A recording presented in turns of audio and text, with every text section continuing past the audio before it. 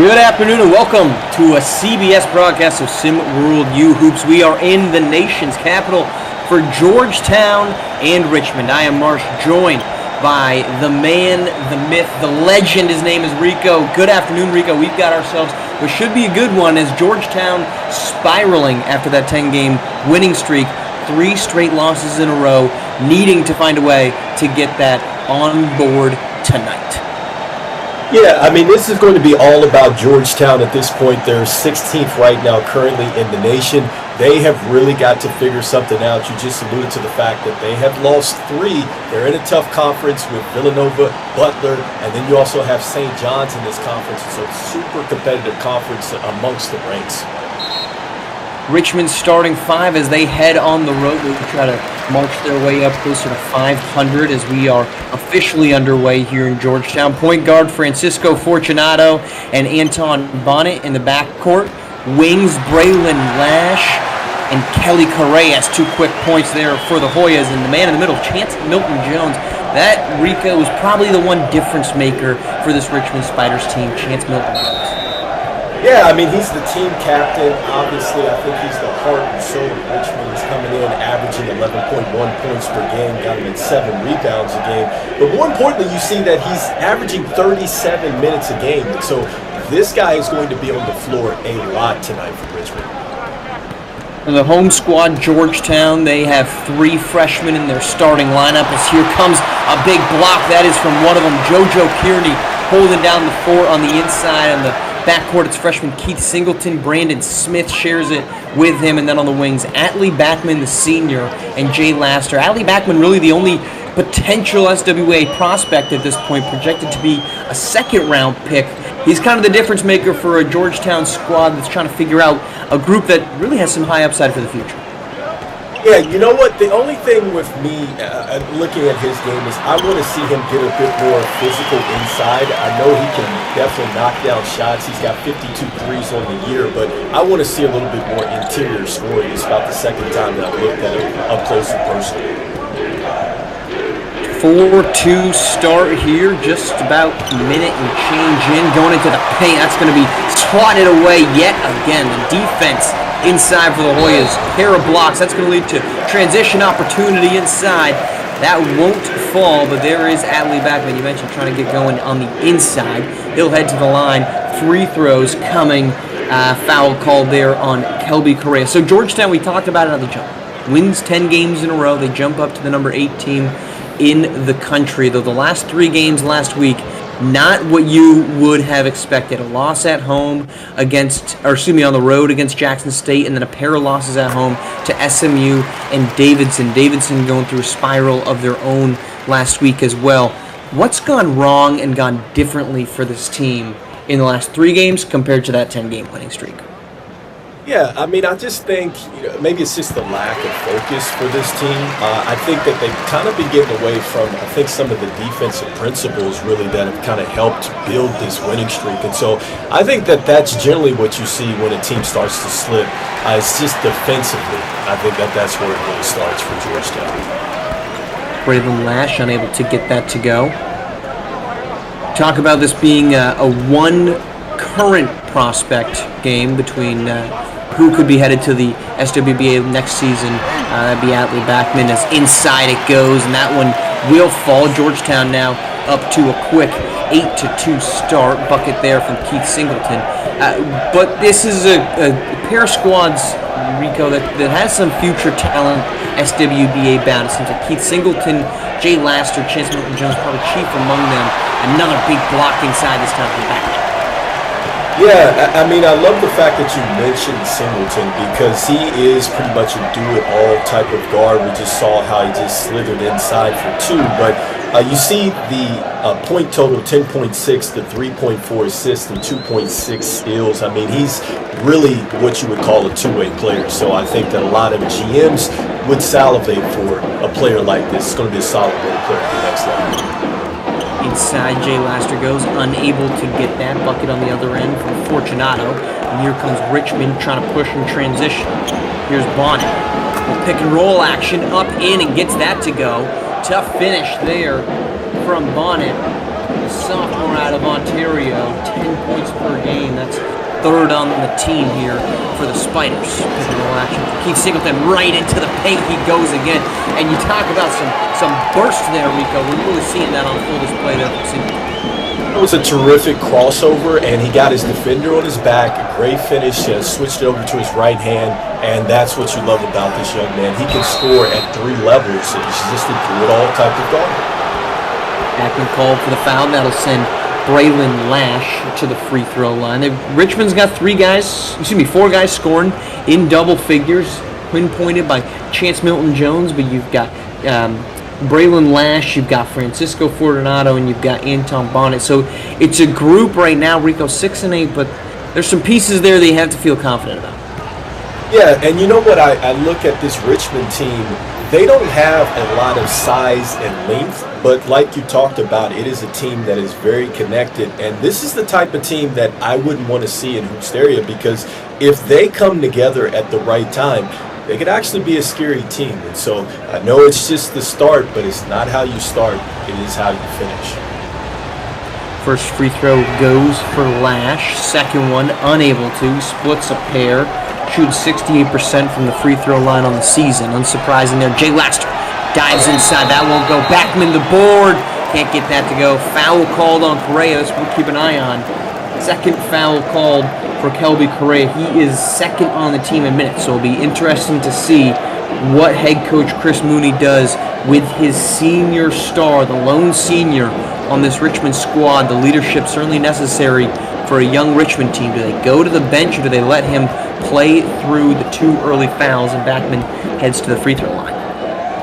Yeah, I mean, and going to this point here with Backman, like, I love the fact that he's already had a rim run, and that's led to a foul, and then you see the activity at the front of the basket. So that's certainly a way that you can get a lot more active inside, which is what I want to see from him. And then going back to your point, yeah, I mean, I do feel like with this Richmond squad, you know, you could lose your senior here. That's certainly going to hurt you. That means that they're going to have to rely a little bit more on Chance, or CMJ, excuse me, who is their captain, to really help them if they do lose their senior due to some foul trouble. And if they could get CMC out there too, so long as they can keep him healthy, they might not hate that type of athleticism on the floor. Here comes Lash, going to go at Jay Laster, unable to find any headway.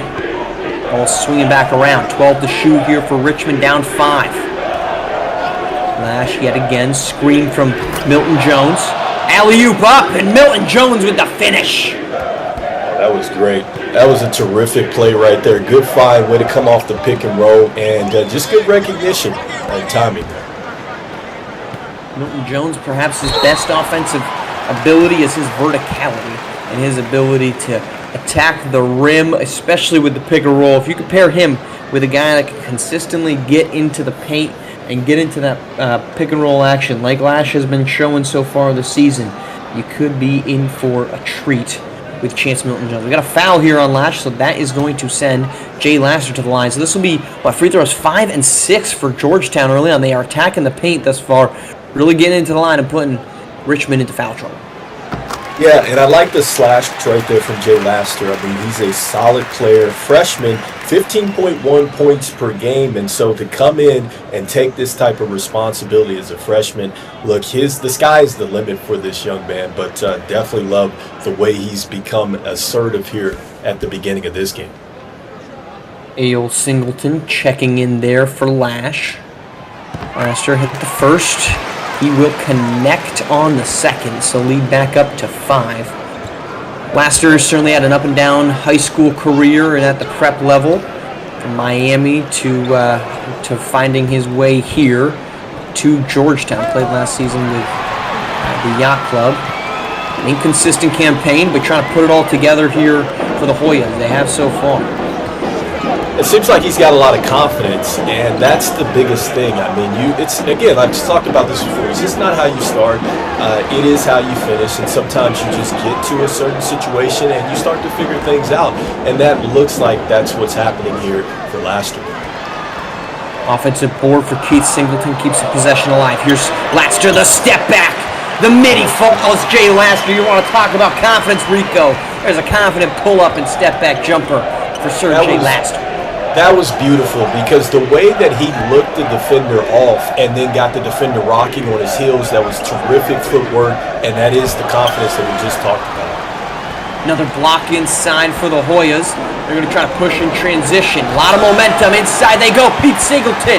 I beg your pardon, Atlee Backman. Finish it off. And it's a double and up right now for the Hoyas. A quick 6-0 run and the lead up to 9. Yeah, Georgetown making an emphasis to really attack the rim. They're getting a lot of rim runs off of rebounds, and so that's twice that we've seen that from Beckman today. Rising up and powering home the slam. Great pick and roll, pick and slip, really.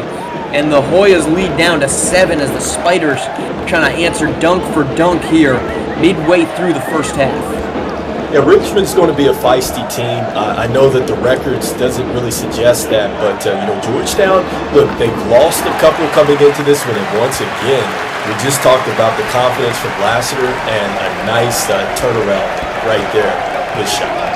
That is not a shot that you write home about or you encourage anybody to be taking, particularly at Cooley. And here's a two-handed slam. Little rock and roll from Fortunato, back-to-back dunks from the sophomore. At 6'1". The momentum. Go ahead. Yeah, he brings a lot of explosion and power to the basket at 6'1", 10.3 points a game. And look, I mean, this team is a scrappy team, and so they certainly play together on a string out there. Looking to see, can they hang in there against Georgetown? How about a good contest from Fortunato, giving up 10 inches on JoJo Kearney. Had to make him work for it. Nearly got the block. But puts it in nonetheless, JoJo Kearney. I mean, you got to make that one if you're Kearney. You have to make it, but you love the defensive effort right there and just not backing down. That's what I'm talking about with Richmond. They're not going to go away. Yes, Milton Jones might have been blocked again. The defense inside for the Hoyas has been impressive. That's going to lead to a run opportunity for Jay Laster. We got ourselves the first double-digit lead of the night. 24-13, Spiders timeout. We're going to step aside. We're coming back to D.C. after this. Georgetown on top, 24-13. Trying to stop the game next week. Do you have the mind of a coach?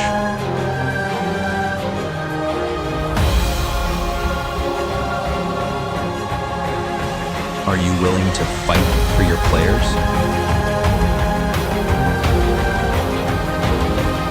Can you handle it when things get heated?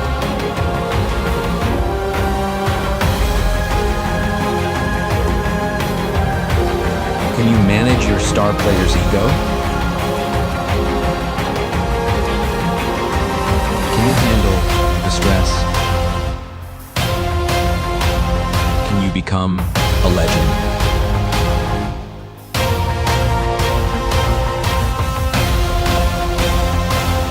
The only place in the world where you can coach live in a virtual world.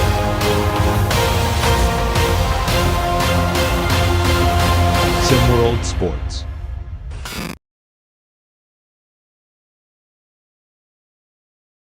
Mom gave you a whole bag of Doritos just because your fish died? Here, boy, I won't hurt you. Bath time.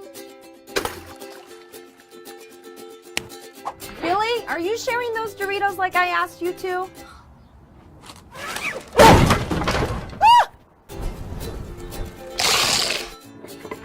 She's okay. Really supposed to be as I want to JB run the music industry. New century, I'm suited up because the game is on. Go through my planet recipes, although it's staying strong. I'm staying strong while I team through this hood life. Cause we done had a little sample of the good life. Studios and close shows, you a superstar. Money folks straight to the door cause of who you are. The harder part of life living. Cause every single thing you ask for was given.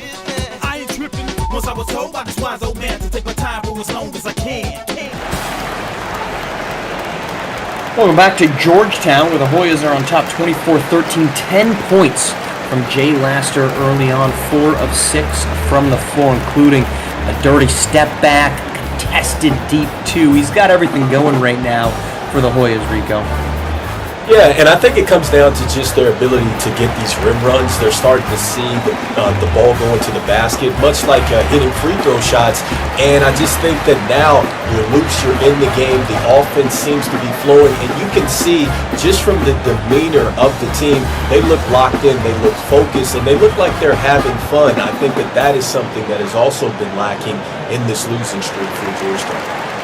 Georgetown's an interesting test case here, Rick. I mean, they were at one point one of the premier programs in college basketball, going back obviously a couple decades, but we don't have to even go back more than 10, 15 years for them to be one of the best consistently good teams in the Big East, and then it all kind of fell apart. And this season has been this very surprising turnaround and return for them to prominence, not only in conference play, but again, getting up to number 8 nationally is not by accident. 10 straight wins at one point. They've seemed like they've really returned to their previous levels. Yeah, and I mean, it just comes down to, I think, when you're a winning program, getting back to principles, right? And so there's certain things that we're talking about that have been instilled with this program dating back to the Coach Thompson and that era. But I'm just glad to see that they're still in the Big East, right? Even though the Big East is not the same as it used to be before. But yeah, certainly the Georgetown used to be just, they were over top of the Big East at one point in time.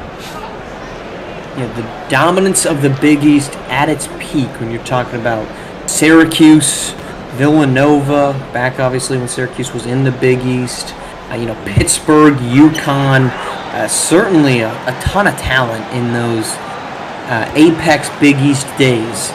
They long gone, though. Creighton of the world, Villanova certainly still there. There's a deep three there from Brandon Smith. We got to look at his block. The Big East is, dare I say, back, although maybe not all the way, but certainly talented. Top 4 teams all ranked in the top 16 right now. Georgetown, lowest among them. Yeah, I think that definitely the Big East is back. That was a great and 1 finish, too.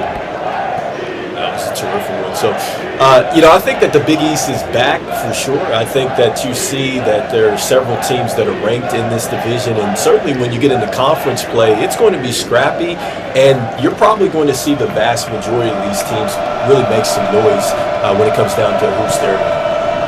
3 conferences with teams ranked, with 4 teams ranked in the top anything. It's ACC with number 1, number 4, number 7, number 10. American does have 4 teams ranked, but we're talking like top 15. Let's go, top 16. Obviously, Big East, 8, 12, 14, and 16. And then the SEC, 2, 3, 6, and 11. So 3 conferences making up the majority of our top 15, as the Spiders are going to get the ball back on travel, rather top 16. So ACC, SEC, and then the Big East coming in with 4 teams ranked in the top 16, although none of them outside of Villanova, just one of them in the top 10.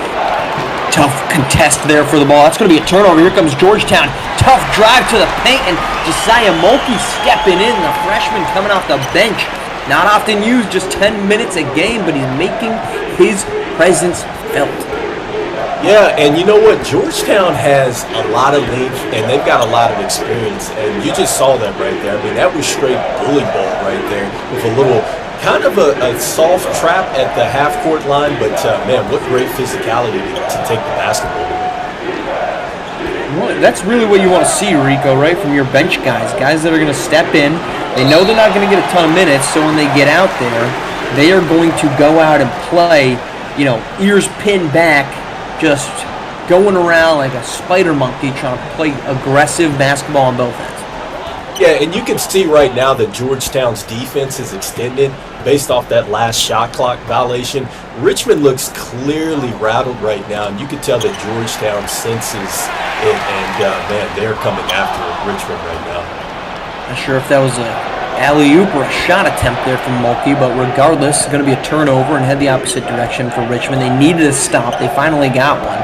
This was a game that was set points at one point, 12-9. Since then, it's been all Hoyas. Ball kind of tips around. We're going to get a foul called here on Backman, his second, and that is going to send to the line one Aol Singleton for the Spiders. Singleton, a freshman, he came in reserve of the foul played Correa. shooting just 58% from the free throw line. So if there's a man to foul, this is that guy.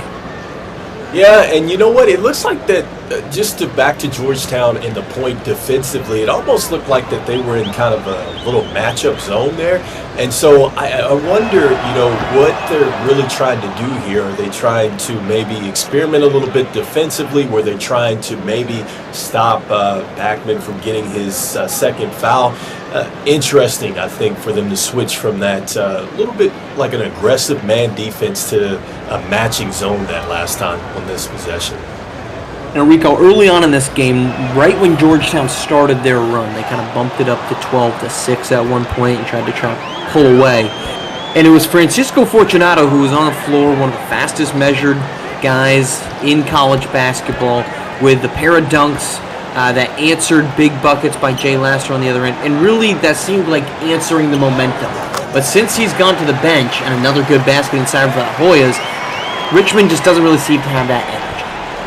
Yeah, I mean, definitely you get, I think, an added boost when you see the dunks. But, talking about his measurables being one of the fastest, if not the fastest, certainly when you take that off the court, it hurts you, right? Because his ability to get downhill, and if he's not getting the shot and going or having it go in, he's at least creating angles to where he can get some open shooters and things like that. And you can see that Richmond's offense is very stagnant since he's gone off the floor. How important is that when you're on the road, you've had a struggling season as Keith Singleton gets to the rack for 2 more. You're on the road, you're having a tough season, and you're facing a team that's probably playing pretty desperate. 3 straight losses, licking their wounds over the weekend. You kind of assume that home squad is going to come out with some energy. How important is it to have a guy with energy on your side? Super important. I think when you have a player with energy, I think that can maybe overcome the lack of skill. And we talked about this as wow, Georgetown is just really taking it to Richmond right now. They're undersized, but they play with a lot of energy, and I think that is really what keeps them into games. And so it looks like that Georgetown is just completely deflating that energy right now with this huge run. And Nick Donato with a 3 on the last end, the fan favorite junior, 5'6" spark plug. Comes off the bench, 23 minutes per game, shooting 52%. He's got one, wants another, got another, and the lead balloons to 21. Nick Donato, his second straight triple for the Hoyas. Man, I think they might have to stop the game and mop the floor because this guy's bringing rainwater as he continues to knock down 3-point shots. Donato tries to kind of get his way into the paint. He does. How about an 8-0 run from Nick Donato? That's going to draw a Richmond timeout. We're going to stay here, and it is all Georgetown early on. Coming up next, Michigan State, Jai Edge, and the Spartans try to fight their way into relevance ahead of Big Ten play. They're going to go to the road to take on Cam Jones and SMU. The Mustangs back in the top 25. And of course, our game of the week comes at you tomorrow night, Wednesday the 15th. It's Kaishan Ship in St. John's visiting potential number 1 overall pick Lamarian Sherwood and the Iowa Hawkeyes. That is 8 p.m. Do not miss it. Rico, who you got, St. John's or Iowa? Oh, man, that's tough, man, because I really like Lamarian Sherwood and Iowa. Man, do I have to pick right now? That's going to be a tough one. I want to say I like Iowa. I really do. Look, I'm right there with you. Iowa has been, it is tough to slow down a guy like Lamarian Sherwood. There has been no one who's been able to do that. We're stepping aside. We'll come right back. Oh, beg your pardon. We're staying right here. Remember, we got a live EM giveaway.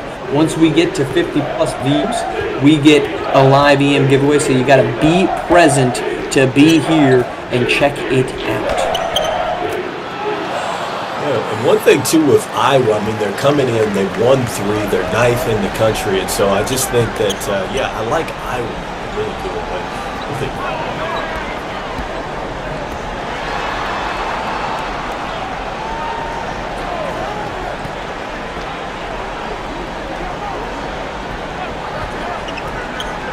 All right, so right now looks like we are experiencing some technical difficulties here.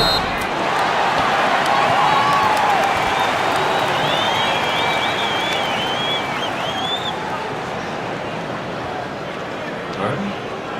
Yeah, I think it disconnected, but the screen is refreshing the stream, so I don't know if it's me or what's going on. Oh, sorry about that, guys. So we actually are experiencing a little bit of a technical difficulty, so do apologize about that. But anyway, as I was saying before, we know that we have an interesting matchup right now. We see that Georgetown is clearly taking care of Richmond, and I think really the story of this game is just Georgetown's ability to continue to get to the front of the rim. I think that they've done an outstanding job doing that. And then with Richmond, I mean, it's a team that needed to come in. They needed to bring a lot of energy. Unfortunately, I think that energy has been deflated. I like the various defenses that we are seeing from Georgetown at this point in time. And so, Georgetown, they really needed to get this win. And so let's see as we are back to the action. 46 to 22, 6:24 to go in the basketball game. As looks like we are going to take a commercial break. We will be right back.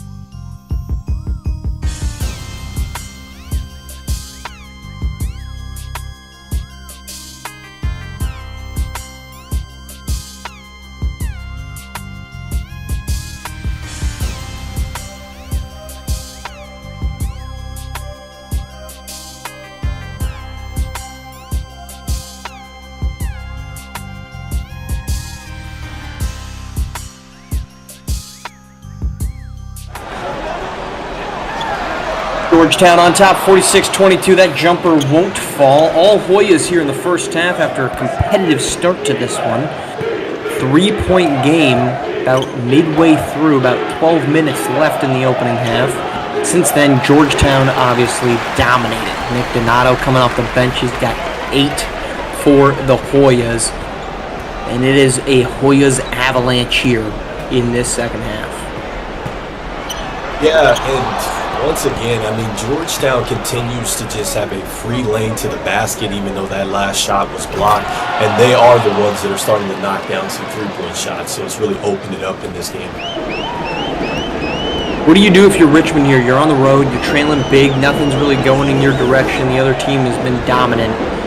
What's next? How do you work your way back from this?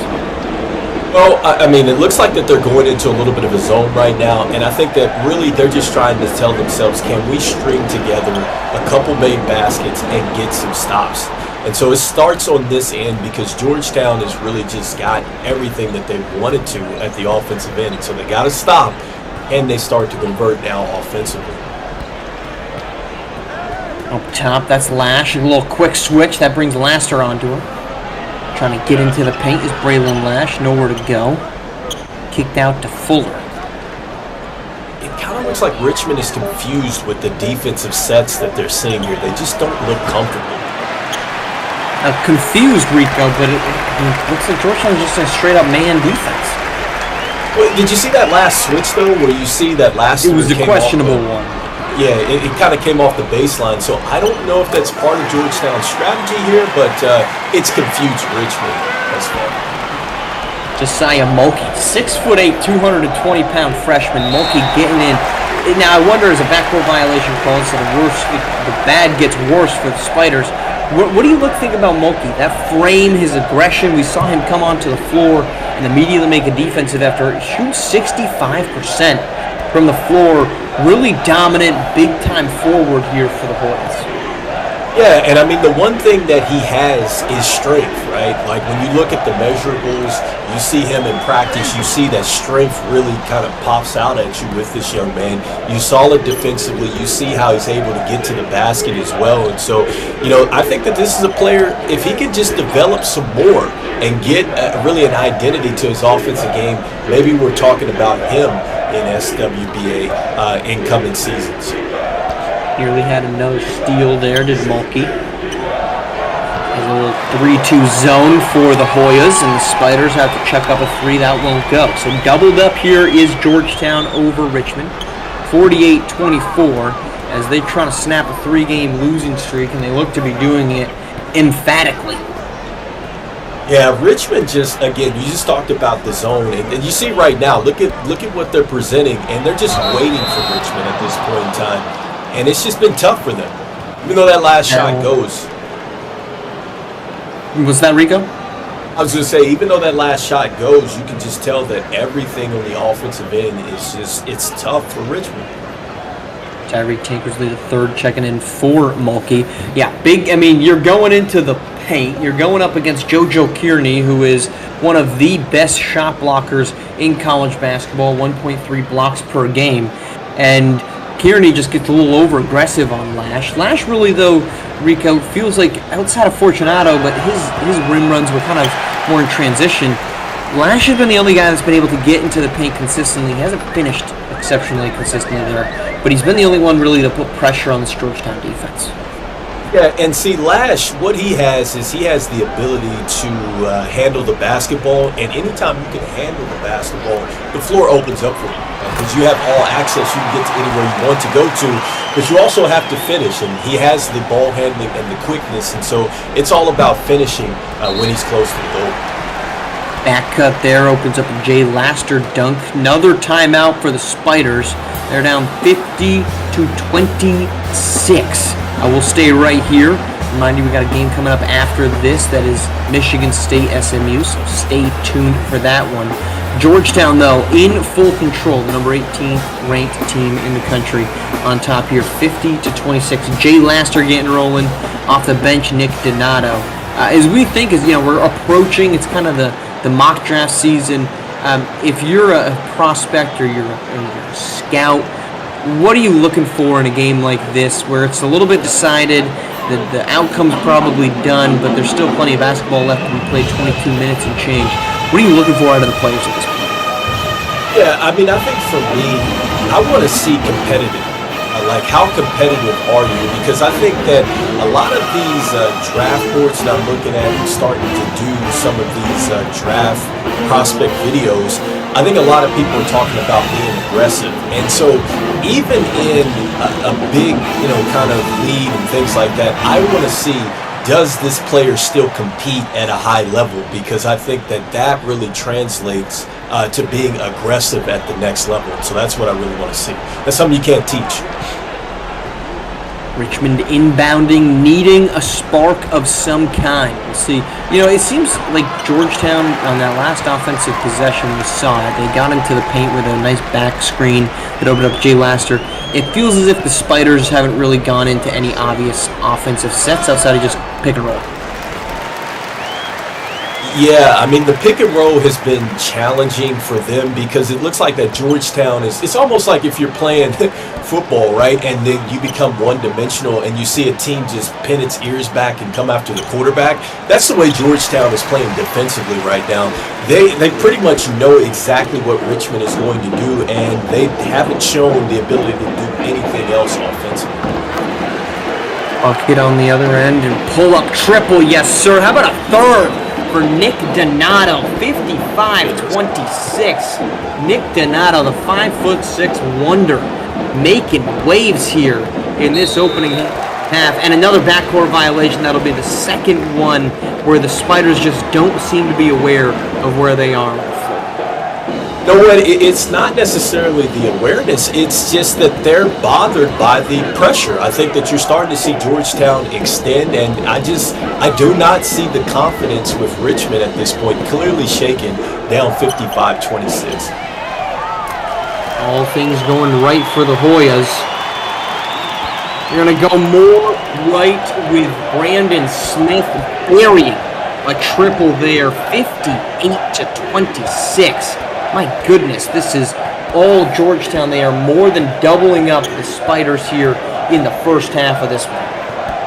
Yeah, and that was a nice little curl action to get him into a good shot. He's a local kid as well, and man, he just let that thing fly. A block there, too. I believe that was Kearney. Brandon Smith, he's talking about letting it fly. Yes, he does. And it's over 60 points for the Hoyas in 19 minutes of basketball. Yeah, I mean, Georgetown, they're the ones shooting the three-point shot, and Richmond should be shooting the three, but, man, just confidence. You would not really think that this team has had a losing streak the way that they're playing confident, they're playing free. It's all about Georgetown today. Trying to get a quick layup. That won't fall. Now the Hoyas can hold for the last shot, though. Hardly matters with how they've been going. Atlee Backman says he doesn't want to. Goes headlong into the defense. Can't get it to go. Yeah, but I still like the way that he pressed and actually attacked the rim. Even though he didn't finish over the contact, that's what I want to see some more of with him. Here comes the Spiders. They'll hold for last shot. Triple at the buzzer. That goes. The lone spot of positivity for Richmond is a late three-pointer. Otherwise, it's a first half that was dominated by Georgetown, 61-26. Rico, all Georgetown in the first half here on CBS.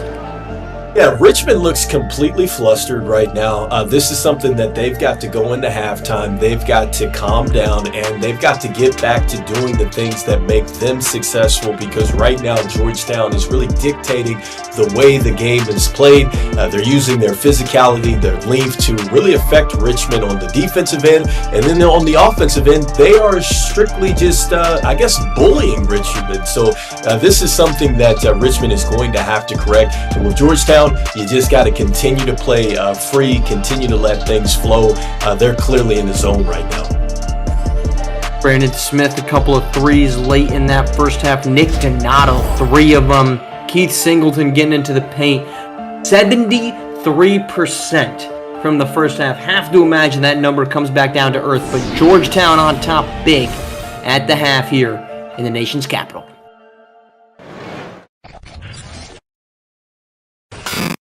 SimWorld Sports, where you can see the game, be the game.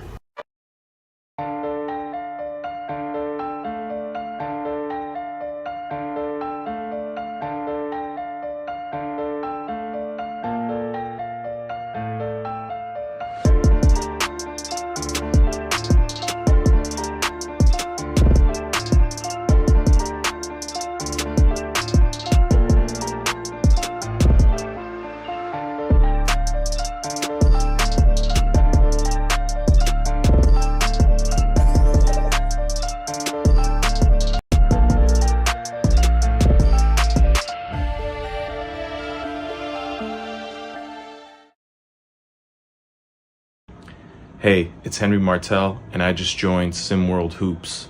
If you like hoops as much as art, then you gotta check them out. It's a Discord server, discord.gg/SimWorld Hoops. It's really the ultimate virtual basketball experience. Like, this isn't your average game. It's like stepping into your own basketball world. And whether you're like a player or a fan, it's time to see the game be the game.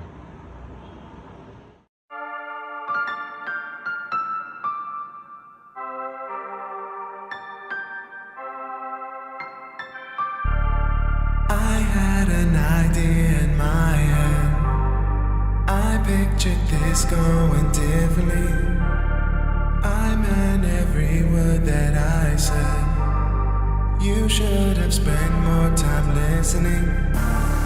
All the things that I put a hold on, all for you to hit me with a hold on. What makes you so ready right now? After I waited on you for so long. Why you wanna be my love? Is it just for show? Why you wanna be my love? My love, my love, love. Why you wanna be my love? Is it just for show? Why you wanna be my love? My love, my love, love.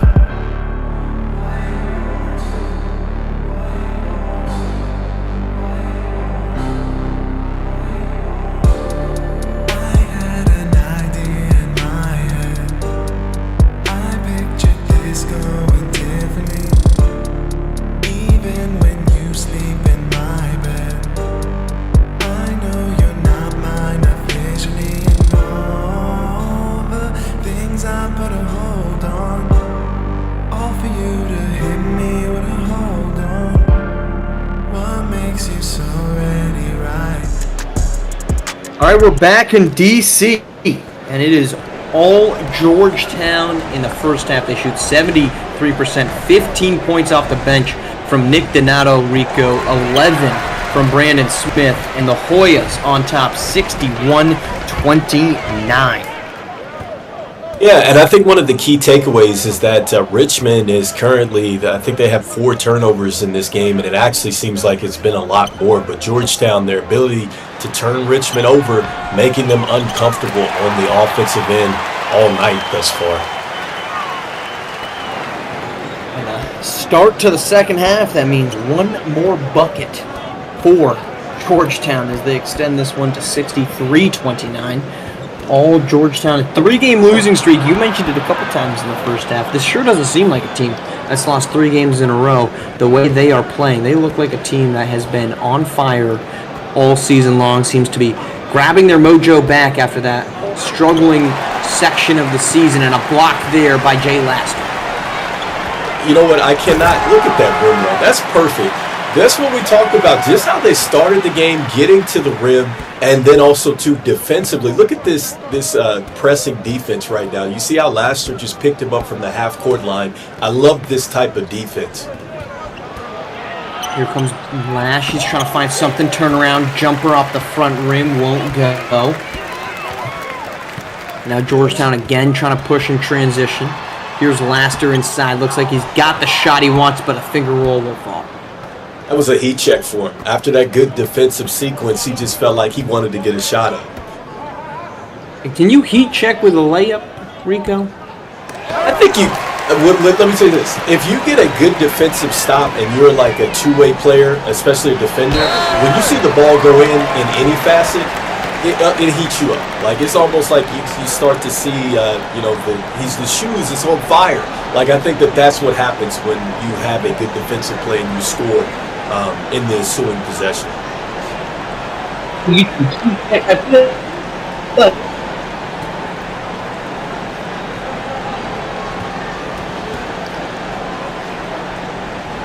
And lay it in.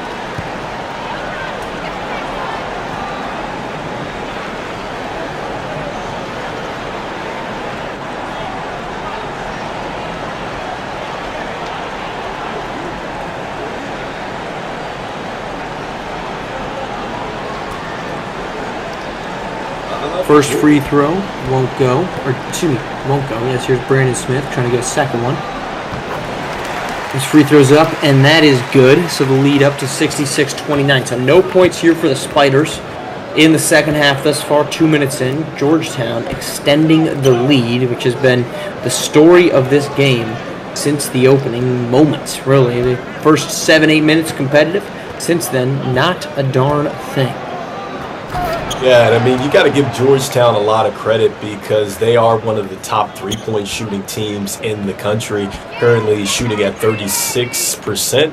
And you just see that, they have had it on a heater today, knocking down countless three-point shots. They're 6 of 7 so far.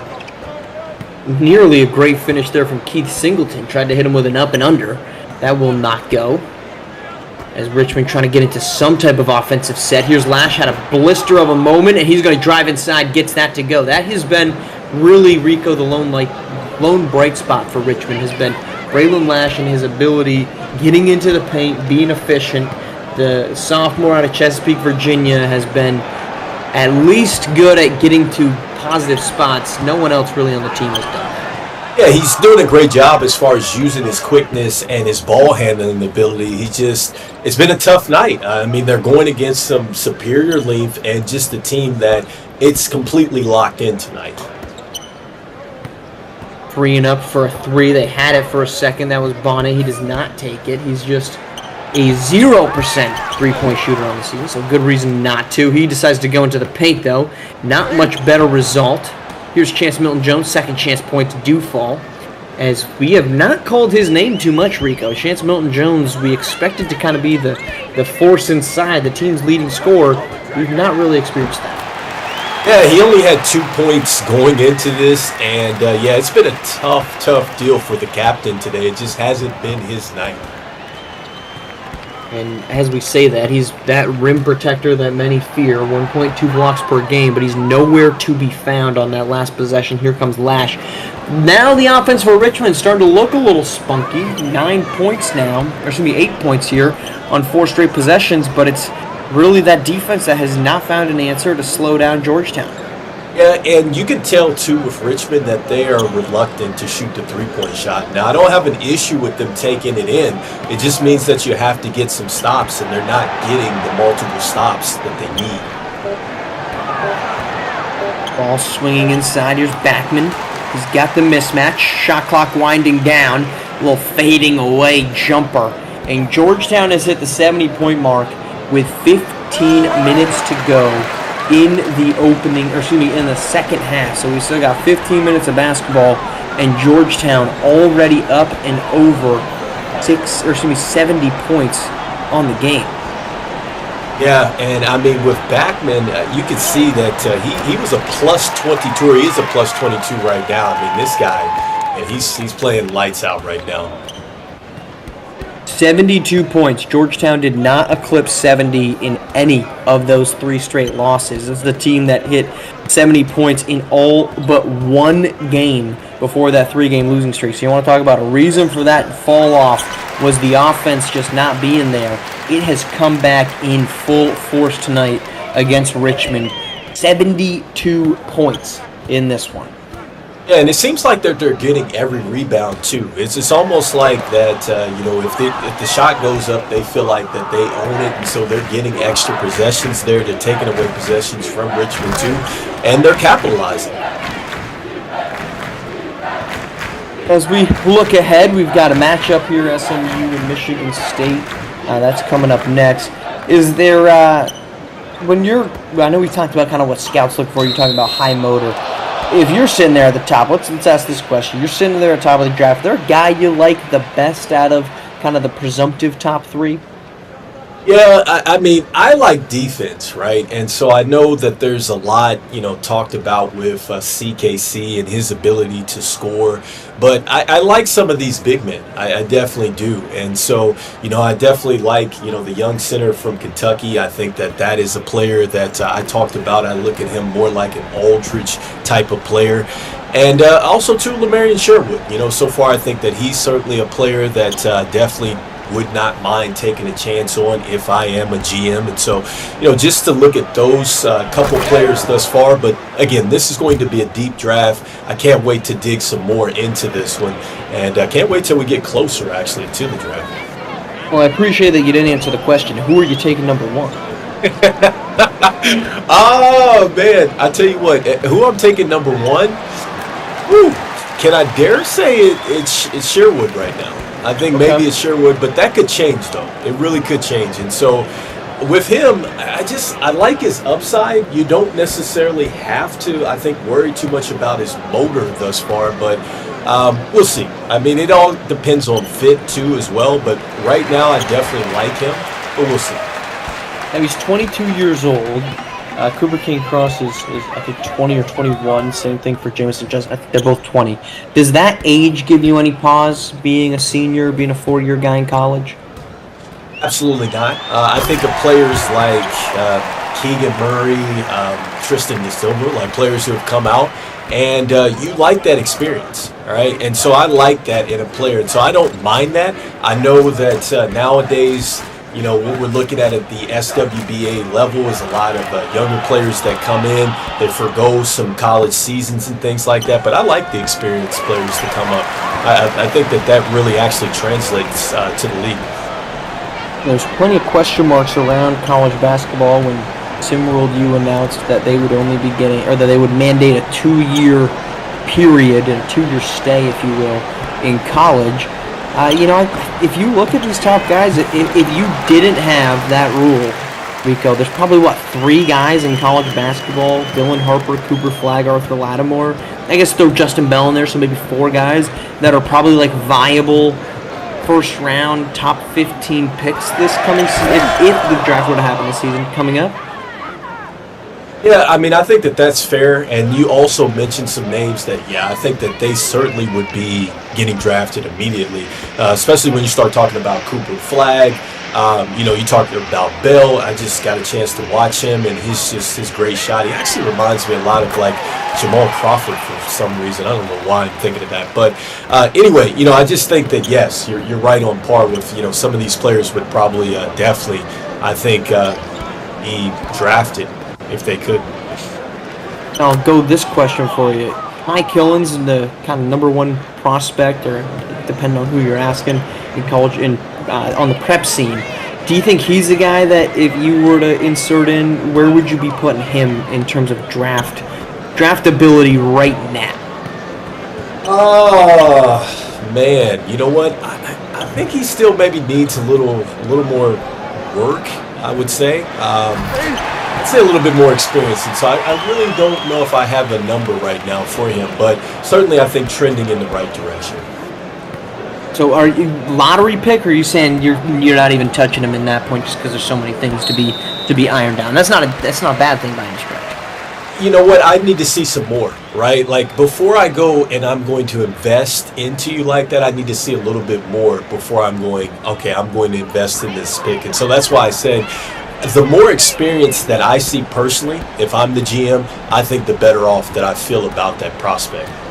I'm trying to get an answer out of you, Richard. You're sitting at 22. Are you taking Nico, or are you taking Kai Killens at number 22?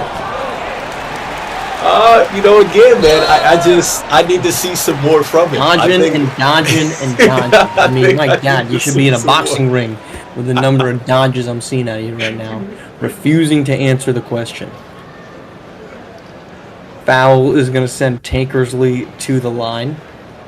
It's good for TV. That's what keeps them locked into the network. It's good for something. It's not good for answering. It's good for Rico. It's very DC of you. It's very DC of you to be here in the nation's capital and refuse to answer a question. That is what it is. Like I said, hey, keep it tuned into the network. At some point, we'll give you a yes or no answer. 3 years from now, I think, is when we'll probably get that answer out of you, when he's actually drafted at some point. And you say, well, I think that's a great spot for him to go. I always thought he had a high upside, and you can never say you said otherwise. So I respect the safety net that you've given yourself here. Let's talk Atlee Backman. He's the only guy on the court right now who's currently projected to be a draft pick.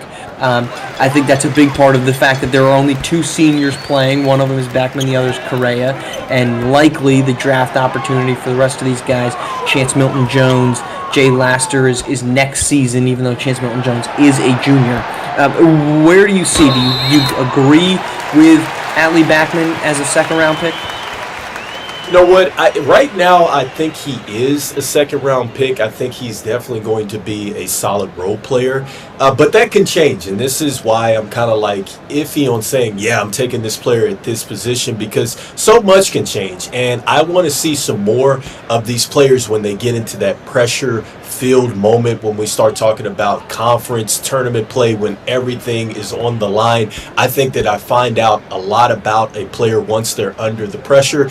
And again, I've said this before several times, it's not how you start, it's how you finish. I mean, I've seen prospects literally, they come in, all of a sudden they couldn't knock down a shot, and then they figure it out. So you just have to wait and see. So right now, I still do have him in the second round. We'll see what happens as Georgetown maybe catches some fire, and does he really change and maybe answer some of the questions that we have about him as a prospect. What would he have to do to become a first-round pick, in your opinion? For me, I need to see some more post-action for him, and I mean aggressive post-action. Like, I want to feel like I can run a set for you at either box, and you're going to be able to take advantage of that player. Right now, I feel like if he has a mouse in the house, I don't know if he's taking advantage of that. I feel like he's kind of fading away a little bit too much for me personally, but again, that could change. It really could change. And so I think that that's why you want to see these prospects in college. Let's see, do they develop a little bit more? Obviously Backman has no years of eligibility left, but could you take the opposite route? Say, okay, he's not a post guy, but he is a pretty good jump shooter. It's where he profiles the best at. He's been pretty reliable as a jump shooter for Georgetown this season. Is that something where you kind of take a look at him and say, okay, let's not try to fit a square peg into a round hole. Let's just let Atlee Backman be a 42% three-point shooter. Let's have him be a stretch 3, a stretch 4, somebody who can space the floor for us. He might not be a lockdown defender, but he's going to hold his own. He's going to be competitive over there. Maybe not lockdown, but very competitive over there. Do you just kind of say, this is what we got and this is what we're going with? Well, see, here's the thing. That's why when it comes down to being a GM, this is how some GMs get fired, right? Because you pick the wrong person and you think it's the best availability, you get the player there, and it just turns out to not be a great fit. Now, just because he has the second round label to him, it doesn't mean that he doesn't get to a situation and just becomes like this player that everybody thought maybe he could become. Like, he gets to that next level, but it's all about the fit. It's absolutely all about the fit. And I think that the one thing that you see that's common is that a lot of players that come out of SWU and go up to SWBA, when they get into the league, it's a different type of offense. It's a different type of scheme. It's a different type of coaching. That's why you see some of these players are totally different in a great way when they get out of SWU. Now, speaking of getting out of SimWorld U, there's a guy on the floor that we're watching right now playing some stout defense. Well, was until I said something. Nick Donato, great contestant to finish it off. 5'6". He is a guy that these Hoyas fans adore, but he's also a guy that obviously has some physical limitations. Despite that, scoring 10 points per game, he's in double figures again tonight. He hit those 3 straight triples in the opening half. Is that a guy? How detrimental is his height at 5'6"? You know what? I think of Earl Boykins, and so I'm kind of dating myself by talking about that. But these were players that were very successful at that height, and so I don't necessarily know if it's a liability. I mean, I know you're like, what can you do defensively? But there's so many different ways that we can maybe hide that defensively. And what are you looking for in this player? Do you want him to continue to come off the bench and give you some minutes like that? I think he can. I think he absolutely can at that height. I think of players like Ty Lawson, players at that height that still were very effective, and you're able to hide them defensively with some of the things you do schematically in your system there defensively. Ty Lawson. Who was Ty Lawson? He was. Let's see if we can't get a height track on Ty Lawson. He was 5'11". I guess I expect him to be a little bit bigger. But the 5'11", I mean, still, Ty Lawson is still 5 inches bigger than Nick Donato. I think you're going to see a lot of comparisons for Nick Donato to Isaiah Thomas. But I think the league has really moved substantially since the Isaiah Thomas era, when he was taking the Celtics to the Eastern Conference Finals before the hip injury. The league has moved so quickly in a length area that I would be concerned about investing any type of capital in Donato, despite the fact that he checks every single box. He's a spark plug, he's a feisty defender, he's a confident shooter, he's a great passer, but he's also probably going to be 6 to 7 inches smaller than every guy that he guards. See, here's the thing. Offenses now, what are they geared to do? Shoot three-point shots. Nobody really gears to go into the post like that. And so I know a lot of people, defensively, they switch everything. But look, if Isaiah Thomas, I think he could still play now. If he was healthy, I think he could still play now, even though he maybe couldn't guard a fire hydrant. But still, I still think that he could probably get some minutes and be effective for a team. Are you saying Isaiah Thomas in his current state, or a prime Isaiah Thomas, like when he was leading? I'm talking about MVP. I'm talking about Boston Celtics. Like, I think that. So we're not saying Isaiah Thomas today, the one that we saw kind of flame out in Los Angeles and Washington. No. Just want to make sure there. Yeah, I'm talking about the prime MVP player that he was. Yeah. I think if you're going to do that, I think you need to pair a guy like that with a smart head coach that knows how to scheme defensively around him, right? A guy like Eric Spoelstra, who says we've got maybe some less than perfect pieces, but we find a way to really blend it all together. A guy like Coach Greg Popovich, the coaches that know these are the pieces that I'm dealing with on the puzzle, and this is how we're gonna use them. That would be, I wouldn't be throwing him at, let's say, the Sacramento Kings and say, I think we can figure this out. Let's just see, he's a body, he can shoot threes. I think you need a head coach that knows how to scheme him into the right spot.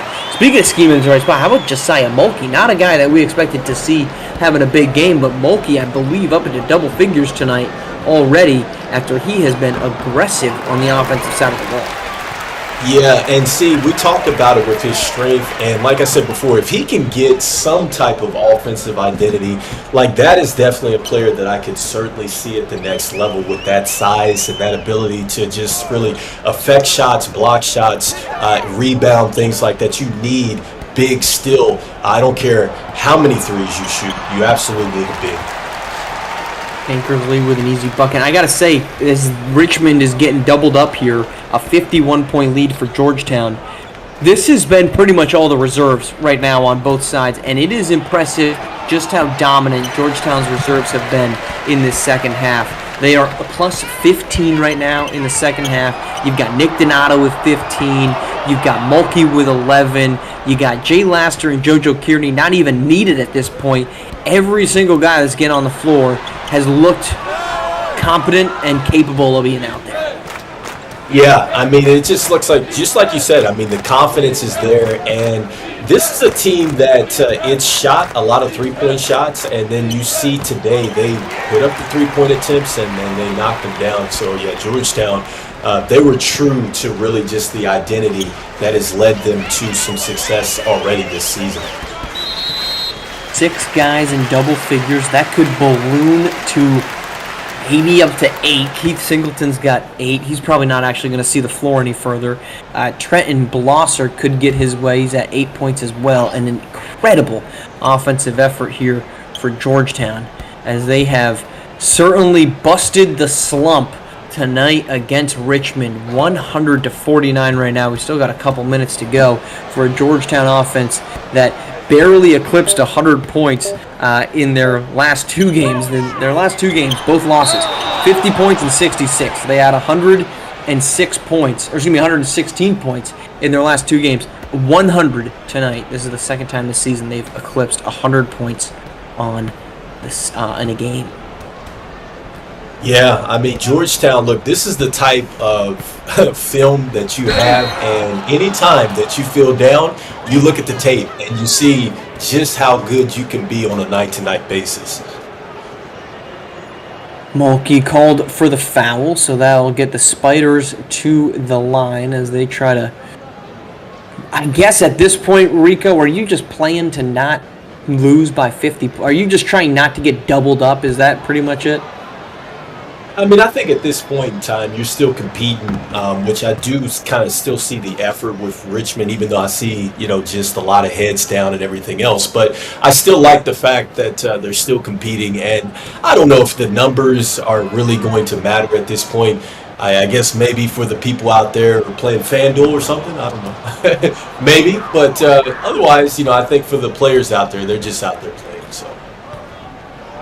Georgetown on top, 100-51, and what was for a fleeting moment a competitive game, 12-9 early on in this one, and then everything went to hell. Georgetown rolled off a run sparked by 8 straight points from Nick Donato, and they did not look back as they are rolling their way to their 11th win on the season, a much-needed win after their 3-game losing streak. So the Hoyas getting back into their good graces. Georgetown will continue their non-conference slate with a matchup against Indiana. That's coming up for them on the 16th, so coming up on Thursday before conference play begins next week. They'll get Creighton on the 25th, and that's 2 weeks from now, as they begin Big East play. Meanwhile, Richmond, they're in the American. It's a spark conference. It's a challenging conference. They are going to be trying to find their way to the top of it. It is relatively wide open. They have two more non-conference games. They'll get Colorado State and St. John's. Actually, yeah, St. John's Big East before they go to Princeton to kick off their conference schedule. That comes up on the 27th of January. Yeah, it's a tough one for Richmond, and again, you got to give Georgetown a lot of credit just for the way that they came out and responded. Just didn't seem like this was a team that had come in on a losing streak. So great job for them today. They certainly have not, and you need to get a win. These are the games you've got to beat, and Georgetown making a case for that was a fluke and not a reality. Those 3 games that they dropped, not who they truly are, as they take care of business here at home against the Spiders. Still about a minute to go as we wind out this first game of our CBS doubleheader. SMU and Michigan, of course, will be up on deck.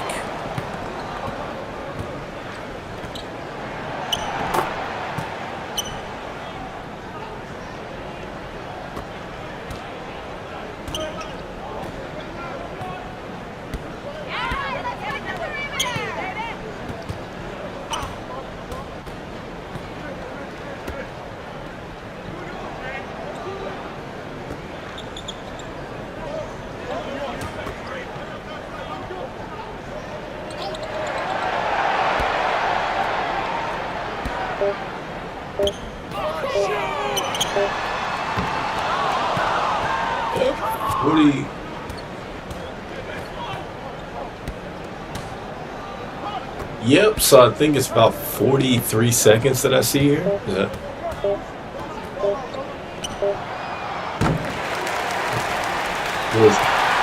Oh, there it is. All right, so yeah, All right, so that's the end of the game. Georgetown wins 100-55. A tough one for Richmond today. Georgetown back to its winning ways. I think that they did a terrific job defensively, offensively out there. Make sure that you stay tuned for our next game up. For Marsh and myself, Rico, we will see you guys. All right, we're signing off. See the game and be the game.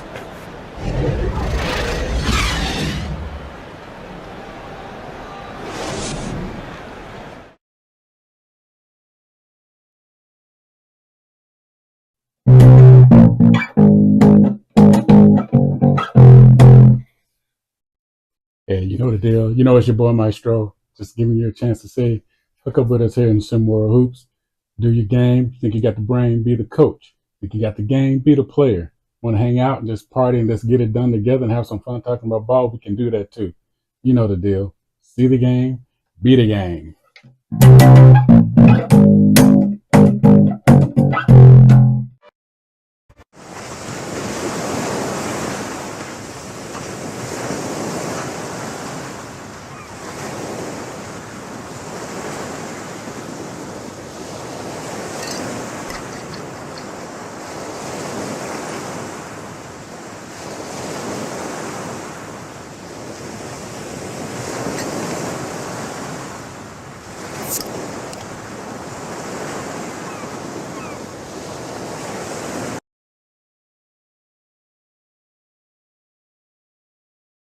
SimWorld, SimWorld, SimWorld, SimWorld, SimWorld, SimWorld, SimWorld, SimWorld, SimWorld, SimWorld, SimWorld, SimWorld, SimWorld, SimWorld. It's a place where average Joe can work on his craft and grow. Say you the new magic, yo. Well, why you ain't passing though? Better get you a basket, bro. Cause this ain't no Madden, no. This is real ball life from prep to pro. Gamar Park, this ain't no fashion show. It's the opportunity for you to be the one to shoot the three. In the clip, game on the line. They like, who is he? Must be the 2-3 or 2-4. The one twice. Coach saying do more. Scouts like that boy nice. Drive up the price. Push up the stock. Build up your name. Stir up the pot. Piss off the eye. As a player or a coach, here it is, dog. SimWorld. This is your shot.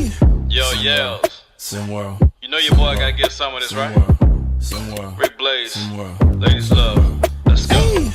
I be on some ballers, trying to get my hands on a scholarship. Pretty young thing already knew my name, said she wanna try out on a scholarship. Hold up, let me PG it. Porn go past, but you know I'm gon' do it. Podcast fast, big Bob on the snacks, and you know I'm in my bag when March can't beat it. Baby, I be trippin' with my foes, tipping, shot out to the ballers. No bull like I'm Pippin'. Rick Blaze hit him with the freestyle. SimWorld Hoops, man, them boys wild. SimWorld, SimWorld, SimWorld, SimWorld, SimWorld, SimWorld, SimWorld, SimWorld, SimWorld, SimWorld, SimWorld, SimWorld, SimWorld, SimWorld. And then when their lead expanded, they turned into a highlight machine, except for the problem was there was no film in the camera.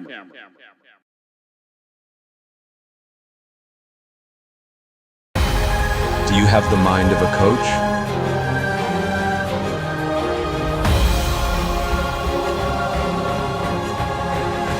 Are you willing to fight for your players? Can you handle it when things get heated?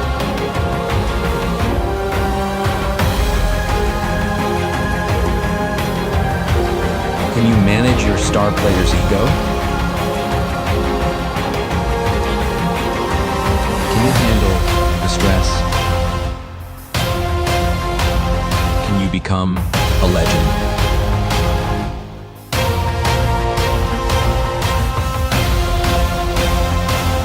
The only place in the world where you can coach live in a virtual world.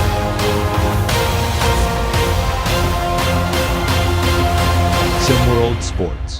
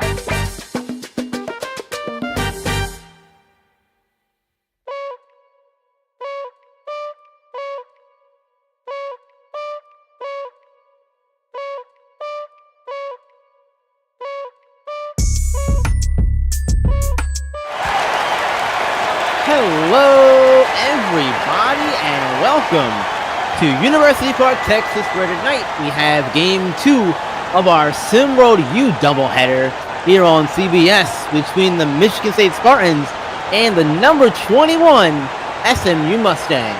I'm B-Ron, and joining me tonight is Sniper Jay. Jay, it's good to be back in the booth. Good to have you here with me as well, my friend. Yes, sir. I'm glad to be here. I'm ready to watch some exciting basketball tonight. Yes, sir. This is going to be a good one, folks. Michigan State enters 6-6, SMU 8-5, and let's set the table, shall we? But hang on a second. Okay, three-pointer falls. Start the game. Hang on for just a second. That was quick. Start this one. Yeah, real quick. Real quick, right? Well, look, for SMU, we got LaShawn Berry out there starting, McCallum Duvall, Cam Jones, Corian Lane, and Maury Washington as your starting five for the Mustangs. And from Michigan State, Malcolm Chamberlain at center, Jai Edge, point guard, Jadrian Elia, shooting guard, Devonta Millsaps, and Caden Randolph out there as well as your starting five of the Spartans. As there's a foul on Elia, shooting foul. A quick 5-0 SMU lead. Looking extended here is McCallum Duvall. That was the and one by Duvall. Apparently, all that weightlifting that he enjoys doing is coming in handy early in the game. Sure is. Yeah, unfortunately, wasn't able to finish the three-point play there the old-fashioned way. Instead, it remains 5-0.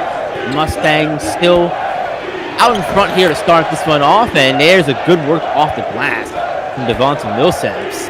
He had a triple-double in his last time out. That was a big game for Millsaps. Yeah, he's a really good player, good at everything, solid player, and if he gets going, he could be dangerous tonight. Absolutely. And let's start talking about keys to the game for the Mustangs first. What you got for me? Man, I want to see Cam Jones. I want to see him light it up from deep. I want to see him shoot the three-pointer. I heard him on Hard in the Paint, and I like the kid personality. I want to see him shoot tonight. I want to see him shoot. That's what he does. That is exactly what he does. It makes you say, Cam, oh, Cam. And he gets those shots to fall like that, man. Yeah, I want to see him make it rain. I want to see him make it rain. As Duvall. Nothing but air on that one from Duvall. Good defense on the closeout there. Shot clock violation. You see the Spartans now taking over possession. What about the Spartans? What are their keys to victory for them tonight, Jay? I think it's their guard play as well. I mean, they got experience. They got a second round supposedly pick, and I want to see the guards match up. I want to see them compete at SMU. We're here in Texas. I want to see them win in Texas. Yeah, that second round pick you mentioned, Jadrian Elia, senior on this Michigan State Spartan squad, coming in at 30 minutes per game, averaging 12.5 points per game. But the other guard on there is Jai Edge. He's coming back from the G League. Him and a few other players played in the G League, but with SimWorld U, they were able to get college teams. And Jai Edge so far, 13.5 points per game, leading the team in minutes at 34.8. And he's a better shooter than what his numbers say. It hasn't surfaced for him yet so far this season. Yeah, it hasn't. But Chamberlain right there on that big time post move with the easy layup. And B-Ron, I agree with you. He's not showing his full potential this year. And coming from the G League, I don't like that. I think he's a better player than what he's showing. I think he can shoot better. The G League game is much different than a college game. Maybe he's still adjusting back, but it's about that time for him to kick it in gear and start making shots and showing what he's capable of. And there's 12 games into the season as Edge passed out of that shot, and Millsaps could not recover it in time to go back to the Mustangs. And you mentioned a minute ago the difference in the game from the G League to the college level. Playing at let's face it, that is a professional level basketball. Yeah. Going from that to back down to college. How does that do you think impact Edge coming back into college when getting that experience at the pro level already? You saw Duvall square last bucket. I think the experience is great. I mean, At the G League, that they play a little bit more free, a little bit more open. There's not as much structure as college, but as far as the physicality and competition level, it's higher in the G League. It is. I think coming back to college was a step down, and maybe it was an adjustment. I'm pretty sure it was an adjustment because now it's a lot more structured, a lot more offense, a lot more calls, and I can see how that could be hard to adjust to once you get used to the G League or have experience in the G League. It does make a lot of sense. I can understand the structure being an issue, as Edge has his shot blocked that time now on the floor. As Lane brings the ball up, the ball now has it here. Pass over to Jones. Jones goes around and pass inside to Maury Washington, back out to the lane. Shot clock down to just 10 seconds. Swings it over to Jones, now over to the corner, Duval. Shot has to go up and, stepped back a little bit too far, did Duval, and all that work. Just to turn it over. That's frustrating. Yep, that back foot would get you every time, especially in that corner. If you got big feet, you might want to stay out the corners. Yeah, avoid the corner at all costs if you can, especially if you're McCallum Duval there, apparently. You want to avoid those kind of mistakes early in this game. And SMU's been really hot lately, 4-1 in their last 5. You see Edge attacking off the glass and can't get it to go that time. McCallum Duval there playing good defense, not known for his defense, but that time playing it well on Edge, forcing another miss on the interior. As you see Washington getting the rebound, but having his shot rejected by Chamberlain. Block party here. Edge has his sent back as well from Washington. There's a block party out here, B-Ron. Everybody's blocking shots. It sure is. Refreshments are on the bench as Torian Lane hits another three-pointer to go. He's a shooter. They might corner. Yeah, he's a shooter. They might want to get out to him on that. He is a shooter. Yeah, he's made a few of those already. As Spartans take a timeout, we're going to take our first one as well. Going back, folks, after the break.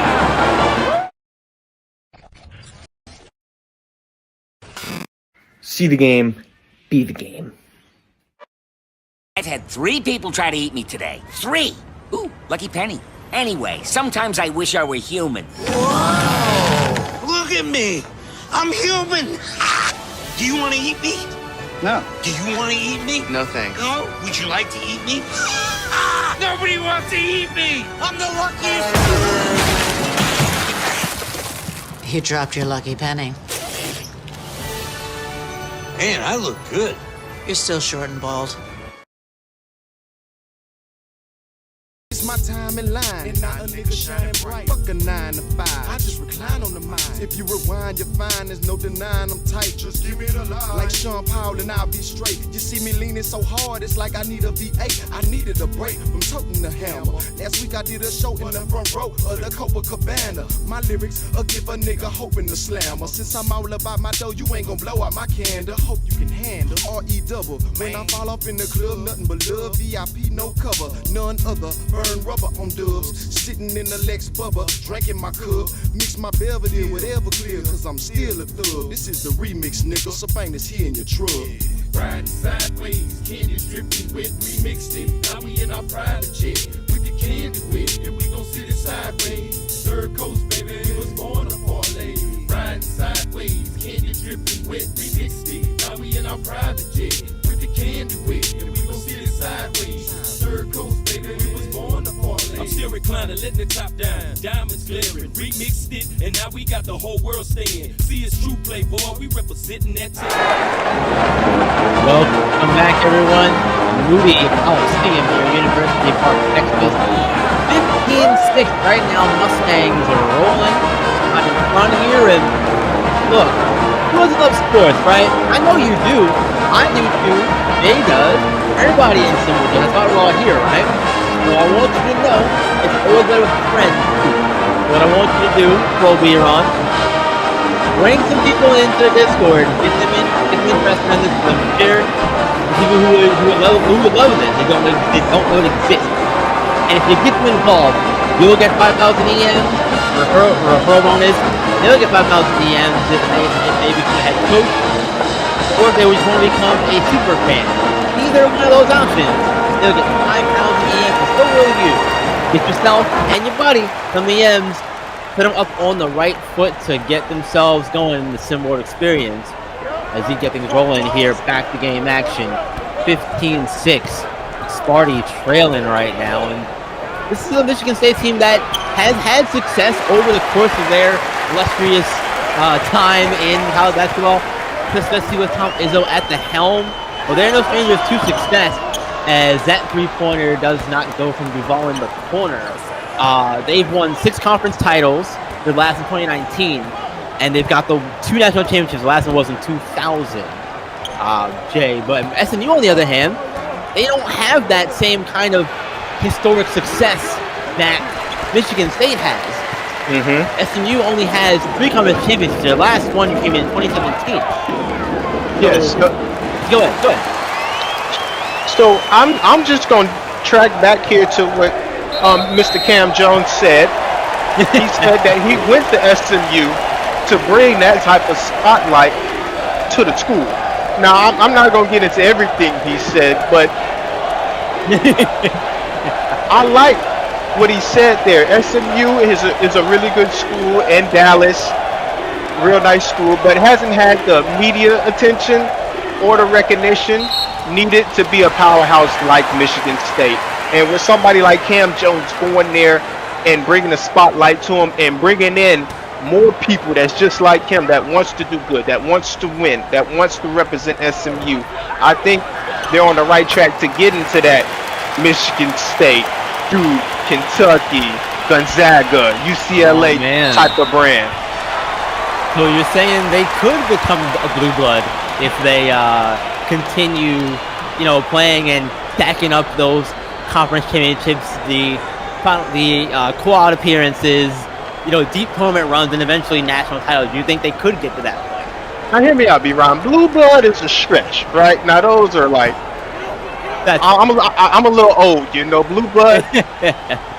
Maybe we could create like a red blood type of group, and they could be in that, like with some teams like maybe A&M. I don't know, Minnesota or some teams. Not blue blood. Blue blood's a little different. Yeah, blue bloods are the North Carolinas, Kentuckys. UCLA's. No, not that. no. I think that's a lump club. Like that's like a you already in and you got to stay in. Yeah. There's no joining that. You can form your own clubs. What you're saying? Yes, absolutely. That's fair. I'm down with that. I'm down with any school who wants to continue to make their own way and get the talent to form their own club and be a part of that next generation. Because I think that's the beauty of college basketball is that yes, the good teams will always, for the most part, be good because of the brand recognition and their ability to get those top tier players. But every once in a while, you'll get a team like SMU or Davidson to get a top guy like Benari James or a Cam Jones in some cases, and we're seeing right now dividends pay off here as a 21-6 Mustang lead. So look, I know you got time in your day. Everybody's got some time in their day to be a part of SimWorld. Basically, you can do it by engaging with our content in the media feed on YouTube. Everywhere that we post the content, you see it, Instagram, TikTok, all those places. And it doesn't take that long. About 5 minutes a day. For 5 minutes a day, you too can be an active part of the SimWorld sports community and help us build this totally free, immersive experience for you all that you all say you love so much.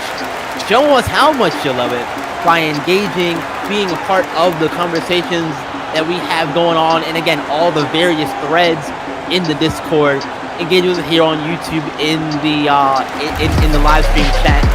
All these places you can do it. Again, free of charge. Help support SimWorld. We'll help you in return. 21-6. Mustangs out in front here, and it's been for me, honestly, this is about what I expected from SMU to start this one out. They've They're really hot, as I mentioned, 4-1 their last 5, and they're looking like it to start this one out.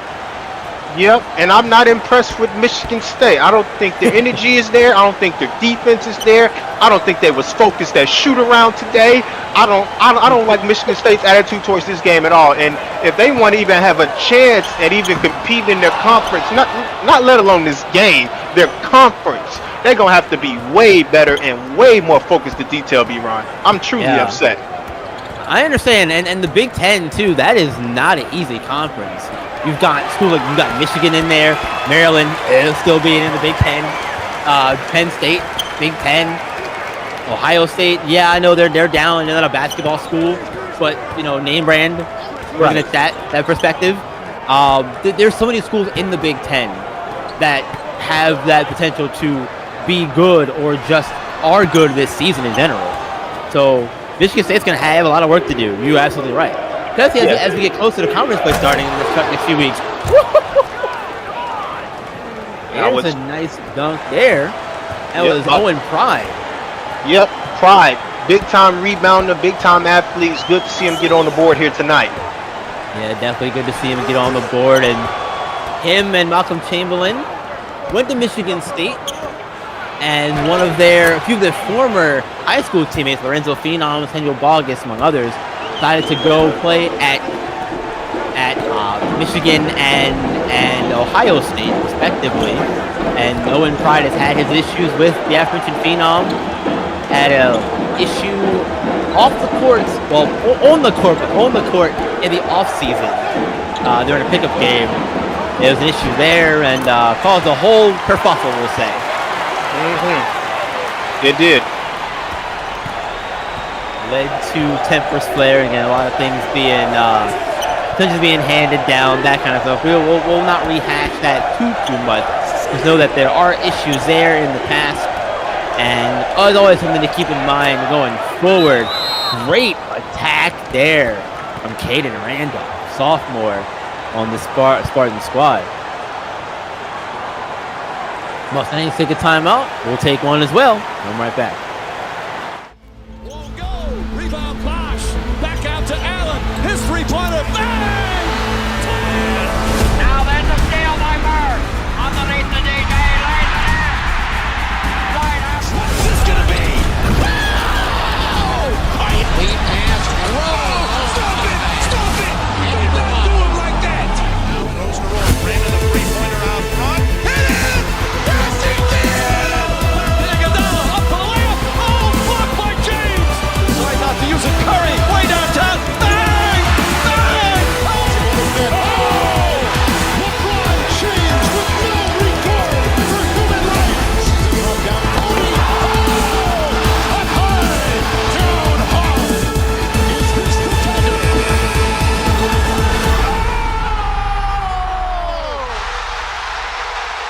Game! Series! Toronto is won! Number 21 team in the nation, leading 23-14 right now, as we're under the 10-minute mark in the first half of play. This has been a Michigan State team that has not looked good. I know you talked about it earlier. Roy Washington in the post, that time unable to finish there, and they're going to need a lot more of that defensively, Michigan State will. Yes, I agree with you 100%, but they have been picking it up lately, and it has got them back into a 9-point deficit, so that's good for Michigan State that they're starting to find some energy. Starting to find it, they're going to need to keep it as Maury Washington grabs the rebound. The big fella going coast to coast, and it ends just as quickly as it started. It's going the other way. Sparty taking back control of the basketball here. You see Chamberlain trying to get the ball in the post. He did for a second, but couldn't quite corral it. Make a clean pass. That's a setup, easy you think setup pass. But Cam Jones also cannot score there. Back and forth baskets, or possession with no baskets on either side here. Nope, and I wouldn't say it's the greatest defense. I think they're missing a lot of layups, but here we go. I made one right there from Cam Jones. There you go. Yeah, Cam Jones, Rodrigo Lima getting the assist credit there.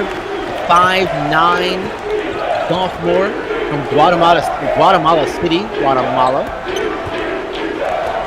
And he's a social activist, is what I'm reading here, which is big time for him. Yeah, absolutely. You gotta love people who take an active part in various social issues, as the name suggests there, and it just shows what kind of person he is off the court too. Yes, absolutely. Great character guy. Yeah, and you always need guys like that at any level, no matter what you're doing. And look at that 3-point shot. That does not fall. That was a forced one if I've ever seen one, my friend. Yes, it was. But Washington, I mean, he thinks he's a point forward out here again tonight. He's pushing the pace, making plays. Sometimes they go bad, sometimes they go good, but I like it. Yeah, nothing wrong with that. Nothing wrong with that. And I like the effort from Keyshawn Crump. SMU couldn't score there, but does grab the rebound there. And here comes the Mustang back up the floor. Maury Washington gets it stripped away from him. Chamberlain picking up the ball on the steal, and the big fellas are trying to run the show here tonight. Yes, they are. Yes, they are. But Chamberlain's having a rough night for Michigan State. It seems like he can't catch the ball. Maybe he needs some stick to his hand so he can catch the ball. He's missing dunks. I would really like for him to go into halftime and refocus himself and like talk to himself in the mirror and get himself going. They need him in down low. And look at the defense being played by the smaller defender there. On Maury Washington there as well. Tough finish inside. This is Edge made that one. It was Edge attacking the hoop. 25-16, Mustangs out in front. They'll take another timeout here. We've got about 6 minutes left in the first half of play here so far. What has stood out to you so far throughout the first half? Either good or bad from both sides? What good from SMU? I mean, they're sharing the ball, they're getting the shots they wanted, they're creating mismatches, and they've been scoring on their mismatches for the most part. Bad on both teams is missed layups, and I don't know. Maybe I was trained not to miss layups at no point unless there's blood or a broken bone, but I don't like to miss layups from anybody, especially the big men.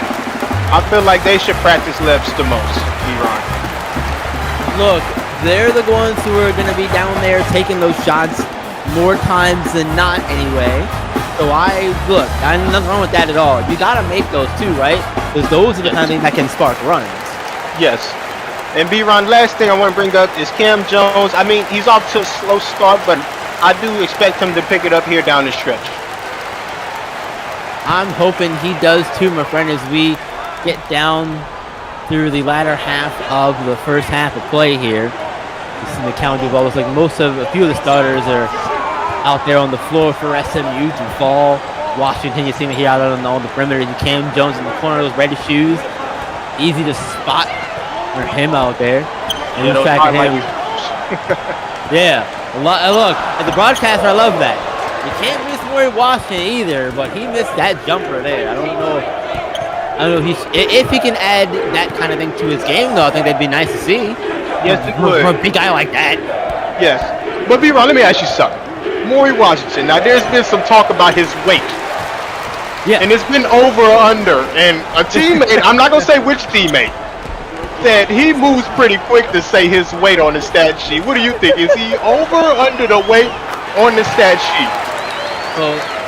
So I'm not going to say his weight right now. Okay. I'm going to say he's 280 pounds. Just to give him the fact that people at home, they don't know his weight. Listen here, 280 pounds. Mm-hmm. I'm gonna say he's slightly over 280. You say over. Over 280. Not by much. Listen to me, B-Ron. His teammate said he moves impressively quick for his size, given that he might be lighter. Oh, I don't know about lighter, but he does move quick for his size. I will say that much. I will agree with the teammate who said that. He does move pretty quick. And there's a nice mid-range jumper that's falls. So, B-Ron, are you saying that Maury Washington is genetically gifted?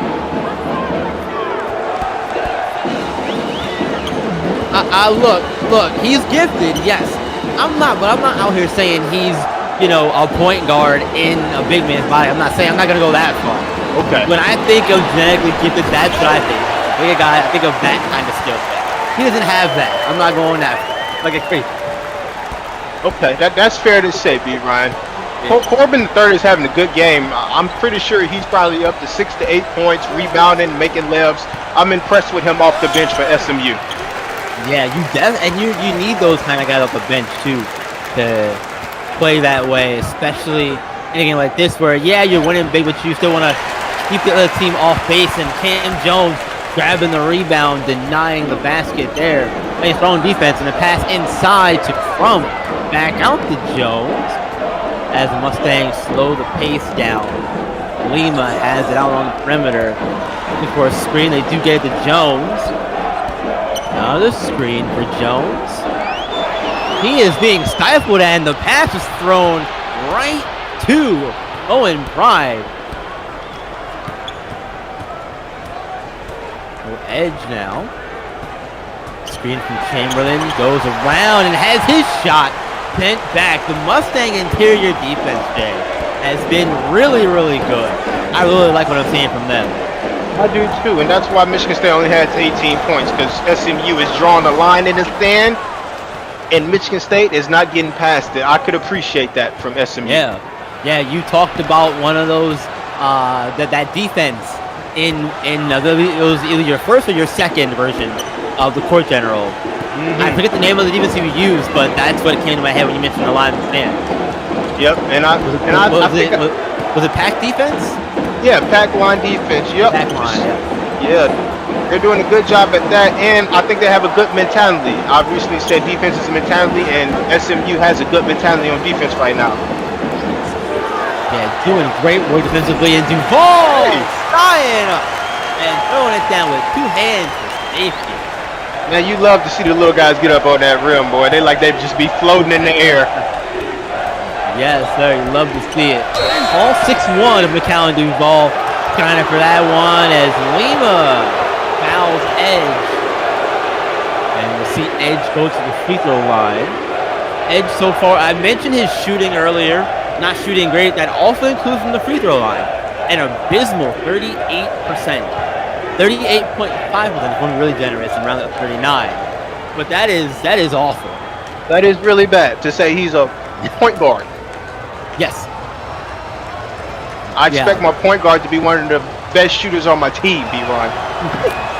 Look, I'm right there with you. I can forgive it if you're, one of the big guys who may not get to the line as much. But guards, you should be more adept at shooting free throws, and we'll see percentage go up there, and he does make the first one. You literally go in the gym every day and shoot jump shots. Yeah, exactly. You have to find a way to make those free throws count. Edge gets the first one. He does also convert the second. So a perfect 2 for 2 from the line that time with John Edge. Look at that. As we continue getting things rolling here. And Michigan State is yet to cut into this league. SMU's doing a good job of keeping the league around 9, 10-ish. If they keep this up, they're probably going to win this game by 15 to 20 points. Michigan State needs to make a run here late. Yeah, they're going to have to find a way to make something happen. And let me ask you, how... I don't want to ask where does it start, because I think it starts on the defensive end. But if you're Coach Tom Izzo, what are you saying to your guys when you get them on the bench for a timeout or something like that to get them to try to cut in this lead a little bit more before halftime? And also, where is that magic number for you heading into the locker room where you feel like, okay, we're in a good spot? Man, 2 great questions, B-Ron. If I'm in the timeout at Michigan State, I'm telling my team, let's see how fast we could get this game going. Let's see how many possessions we could get in the last 3 minutes of this first half. Let's get out in transition and let's get some layups at the rim and some wide open 3-pointers to get our blood flowing. And the number, you asked about a number going into halftime, I say 8 to 6 points. If they could get it to 8 to 6 points, I think you feel good about the last 3 minutes of the half, and you have confidence going into the second half, and it's only 2 to 3 possession game, and that's more than manageable than a 10 to 11 point lead for B-Ron. Absolutely, because you can't trade baskets. You saw on the one end, Michael Chamberlain score, and Torian Lane comes right down the floor and gets those points right back with a net 0. Yep, 0 there. The defense is going to be key too. I mean, you can't disregard the defensive end. We sure can't. We sure can't. As someone who grew up watching, 90s basketball, I'll say early to mid to late 90s basketball. I'll say definitely defense is a big part of that. And someone whose dad preached defense in any kind of sport, yeah, defense is huge. Now we got Edge going back to the line. Hopefully he can make it 4-4. But get this, B-Ron, he's a big-time reader. He loves reading. Do you read, B-Ron? Not honestly, I do, but not as much as I used to. But I love reading books in my spare time, man. I'm a big fantasy fiction kind of guy. I love getting in other worlds and that kind of thing. I wonder what kind of books Edge read. I'm more of the motivational, get in your face type of books, really motivate you to get out and do something with yourself. But I'm interested to see what he reads, since he's a big time reader. Maybe I could borrow some books from him. Yeah, right. We'll have to see if we can get after the game and ask him what kind of books he actually read. Yep, and he goes 2 for 2 from the line again. Look at him shooting the ball well. Look at that, right? You're gonna need that. We mentioned it earlier, and especially in a game like this too, Jay. When you're struggling to score from the field, free throws can go a long way, and that goes a long way as well.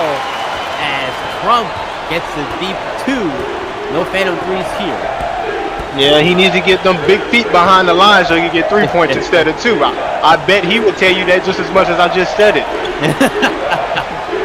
I am sure, and now Chamberlain, big mismatch here, decides to finally take advantage of it and scores in the process. 1 minute left in the first half of play here, folks. 39-28. SMU hold on to an 11-point lead.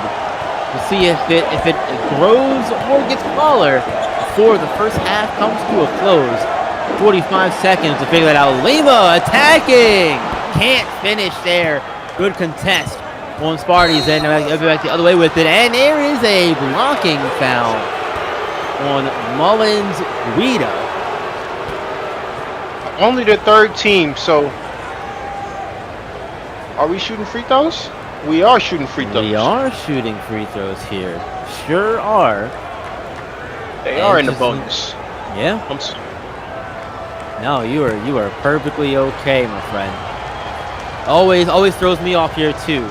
Sometimes. I'm not gonna lie to you. Free throw up, first one, no good. Final 30 seconds here of the first half are ticking away. Lima gonna try his luck again. Gets a foul this time.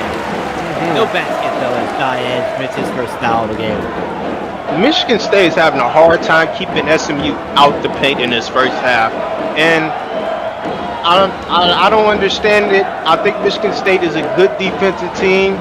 I'm not sure what their scheme is for tonight, but maybe some corrections in halftime could keep SMU out the paint and get them back into the game in the second half.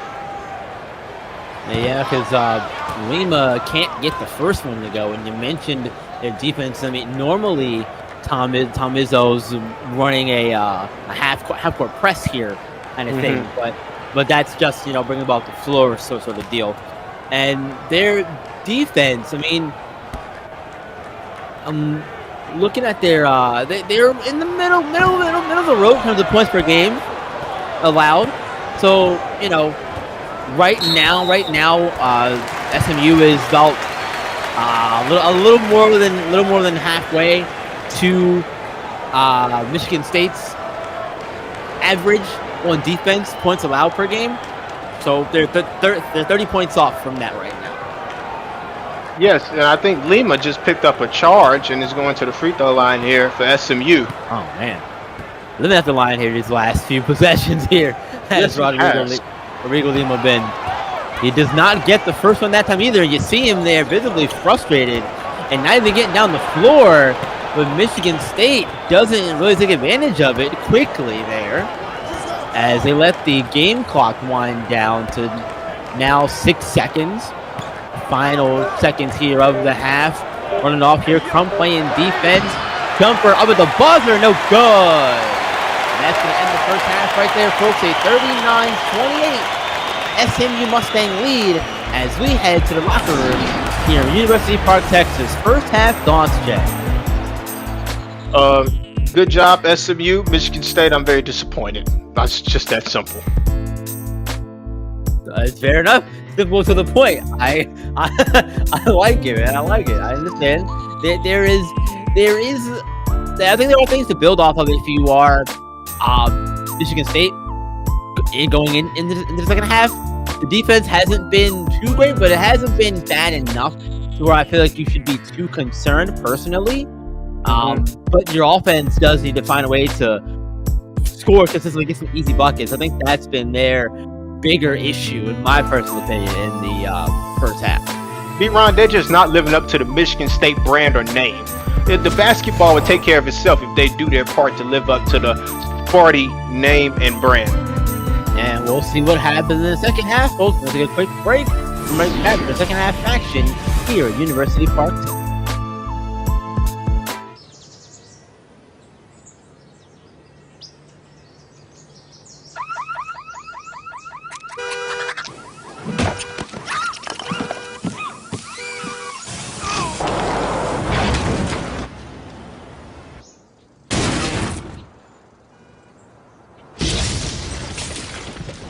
Life comes at you fast. Be ready with Nationwide. Investments, retirement, insurance.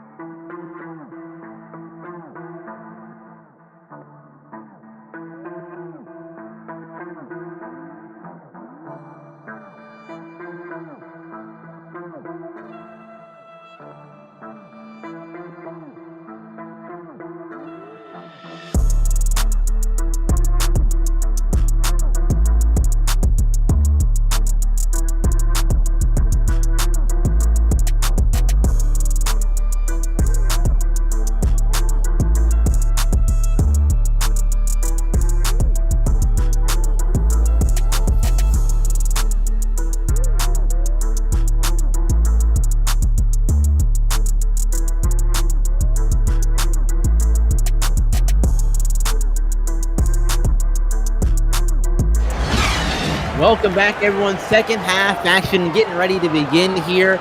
SMU out in front of their home crowd. It's a good sign for them as we're going to get the second half started. You know what that means, Jay. It's time to throw up those juices, folks. Second half action coming at you. 39-28. I know CBS cares about me. They got my back.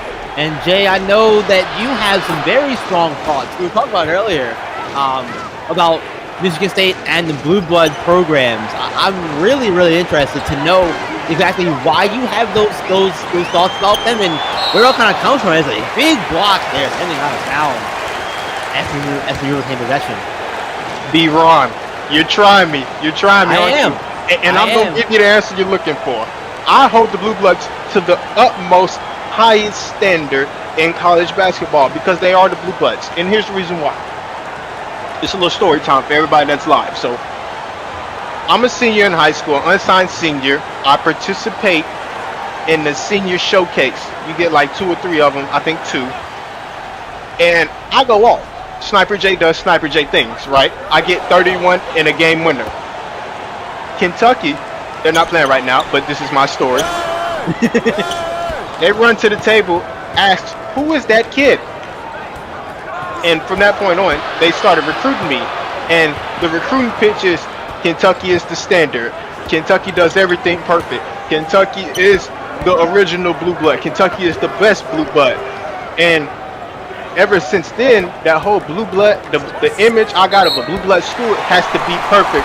So seeing Michigan State out here right now, not living up to that blue blood name is extremely, and B-Ron, I say extremely disappointing. And I don't understand why. You know, look, first of all, I love that story, number one.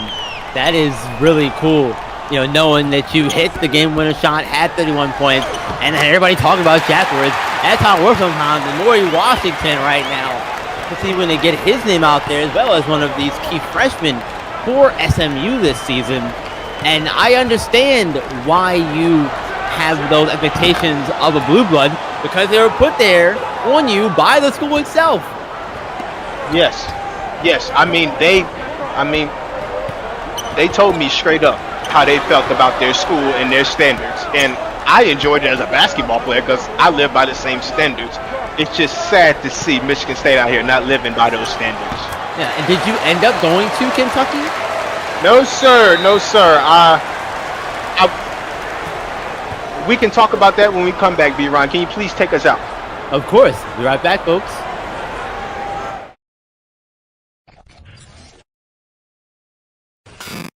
See the game be the game. What's that? That's a swear jar. Every time someone swears, you put a quarter in it. Who gets the money? I don't know. We'll use it to buy something for the office, like a case of Bud Light or something. Fucking awesome. You, Bob. You, Jim. Eric, I have a bag on line 3 for you. Can I borrow your pen?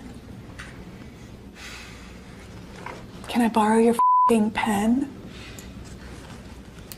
Will the owner of a white station wagon please go f*** yourself? We're gonna go down there and we're gonna f*** some ass. We're gonna f*** some We're gonna do whatever we have to because we're gonna s*** some Hoop. Doesn't count. Shut the up! I am so proud of you mother suckers. Here. Refreshingly smooth Bud Light. Always worth it.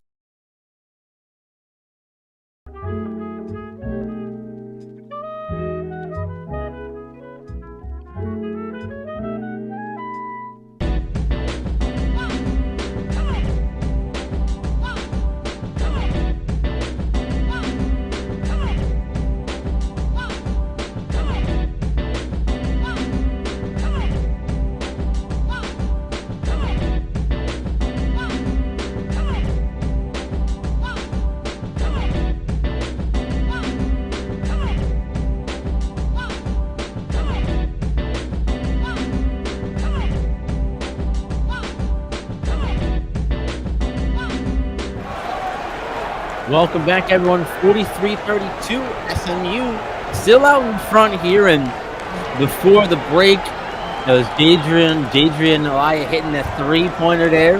That'll hopefully spark Sparty. And before we went to break, we started to poke Jay some more about his basketball playing days, and we was recruited by Kentucky, but didn't end up going there. Was that right?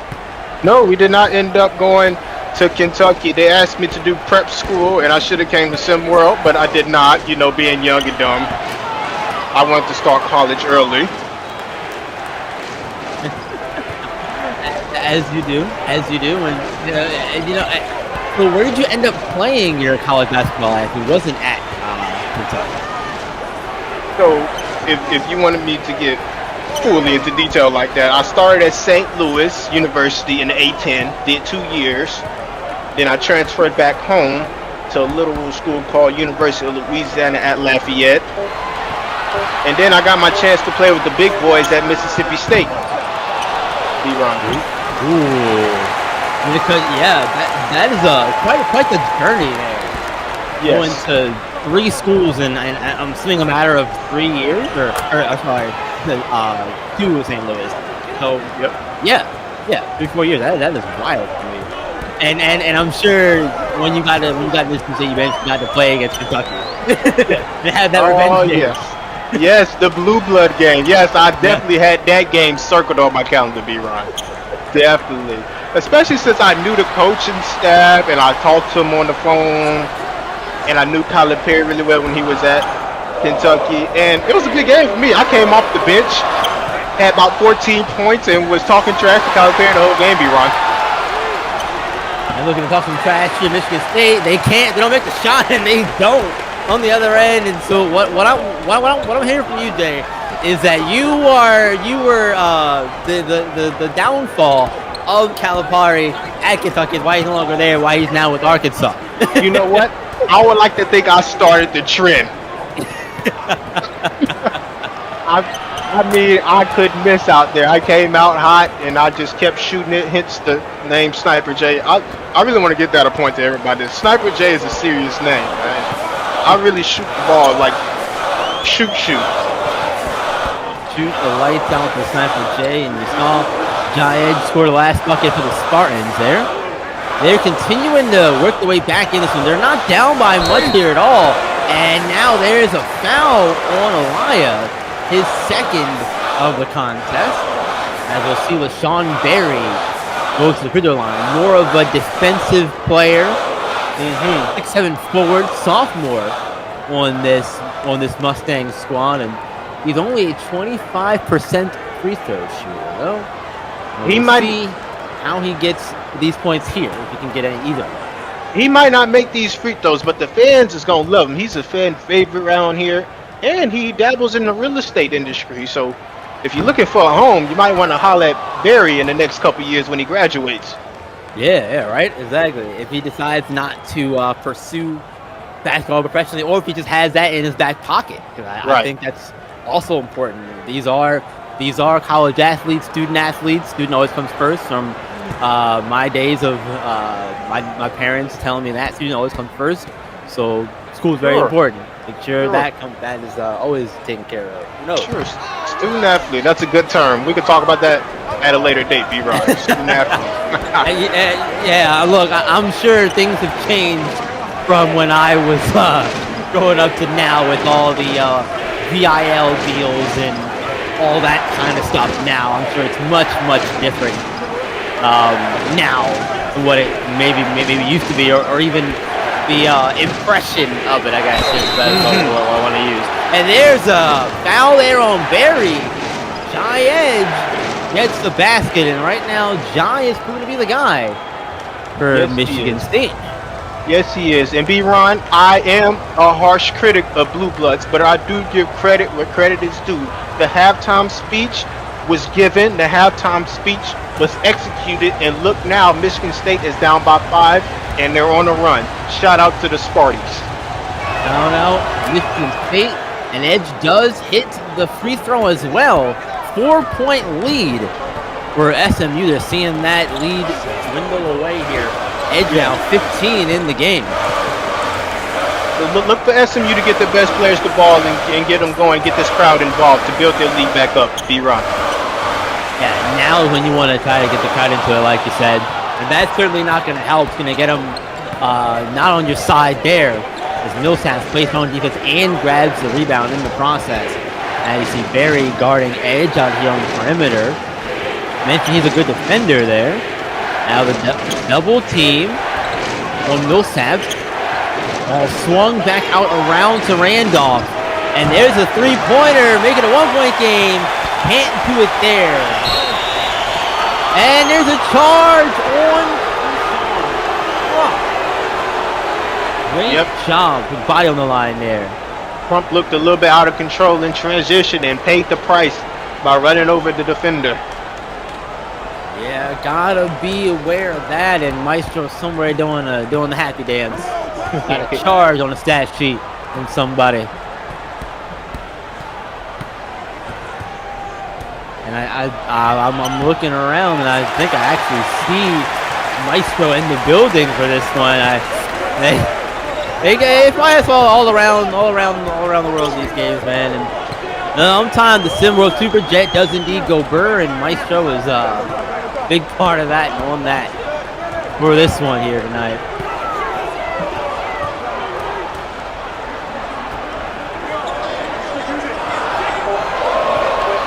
And there's actually a few more SimWorld coaches here in the building as well. Word that seeing Coach Simpson from the Lone Star Basketball Club prep team in here as well. There is a lot of Texas talent and Texas coaches in the building. Love it. Number 41, Barry, back at the line for SMU. Let's see if he could stop Michigan State's momentum and sink these free throws to give him some points. He's going to need to. They're only up 4 now. Well, these are big free throws, and Barry does not get the first one. And you hear the audible sigh, audible uh-ohs from the crowd out there as Barry struggles from the line again. Not the best starts for him from the line as he'll try to get the second one here. 1 of 2, better than 0 and 2. And it's not better. Not better at all. I feel like that ball touched every part of the rim but the bottom of the net. Right? Everything else but. And that time, Pride can't get it to go.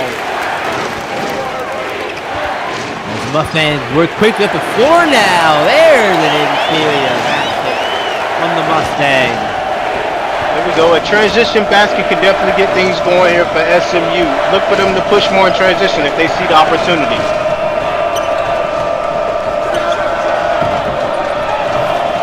Oh, my. Oh, rattling around and eventually falls there from Caden Randolph. And that one, everything and the net that time. I was just about to say the exact same thing. Polar opposites on the court. That ball touched everything. It probably touched that red pad at the bottom of the backboard and still went in. D-Ron. Great minds think alike, Jay. We're on the same wavelength there, my friend. See Millsap's here looking to attack spin move. Now Millsap's got some game, B-Ron. He's very talented. He has shown this throughout the season. He has, yeah. Like I said earlier in the broadcast, how he had a triple-double in his most recent game out. So he's definitely a guy who can give you those numbers. Came as a surprise last time. Won't be surprised if it happens again. The surprise only happened one time. That three-pointer does not go. Michigan State, I think they rushed that one. You know, I agree with you, and I understand you have momentum, but you're still cutting into the league if you're Michigan State. I would have liked to see them get the 2 points and cut the lead to 1 point on that possession. And now that we're getting down to the final 10 minutes, 11:50 left here in the second half of play of this one. Half inside, foul, and the bucket. Count it. Elia picks up his 3rd foul of the day. And now the team captain, Hale Marco, at the line for the Mustangs. Senior on this Mustang squad. Just 2.2 points per game and in 10-11 minutes per game. But most important stat for this situation, in context is important, 75% from the free throw line. So a solid free throw shooter. Solid free throw shooter. But he does not, as he does not get the first one. I guess he didn't make the shot. I thought he made the shot there before the free throw. I really thought he did. You know what, I'm seeing it apparently. I don't know. I'm done talking about these free throws. If they're going to keep missing, we need to talk about something else. Marco's really good at public speaking. So. Oh, man. Hey, public speaking is one of those things where it comes in various different forms. And let me say this, speaking personally here. I never thought I'd be a person who was speaking in public, but look at what I'm doing right now. You know what I mean? And you're really good at it, too. I appreciate that. Thank you very much. And Michigan State thanking their lucky stars as they get that three-pointer to fall. It's a 1-point Mustang lead now. The number 21 team is in the danger zone here. Almost 10 minutes left in the game. And that last possession, Elijah with the three-pointer. He is a shooter and he's coming alive. Look for him to get more shot opportunities. Definitely need more of those. There's a steal up the floor as Michigan State. Randolph for three, no good. Look at Crump on the glass, covering the glass there. But the other way with it here is SMU. They try to get scoring back on their side, and they can't do it there. They gotta make those.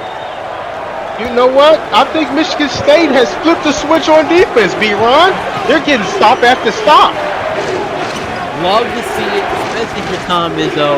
Gotta be happy with it. That's with the way they played in the first half.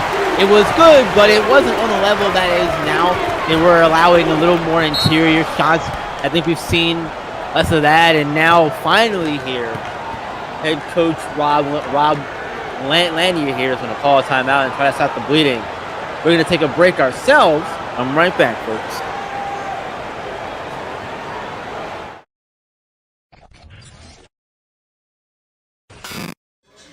Hey guys, Gabe Pope here. You know, I've always wanted to be an NBA player all my life. SimWorld Hoops, that's the place I'm getting to live my dreams.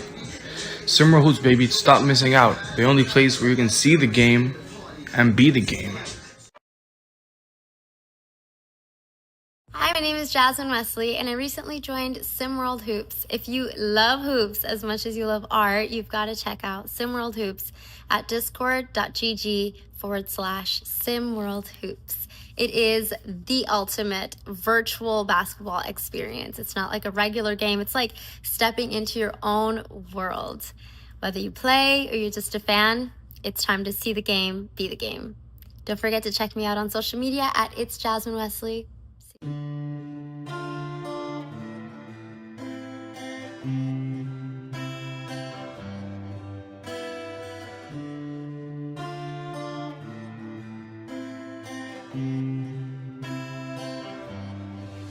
Ha pasado mucho tiempo, tengo amores esperando mi regreso. Estoy cansada de decirles que lo siento, en mi futuro ustedes no los veo. Ya me acostumbré a estar sola. I found happiness en el mar y las olas.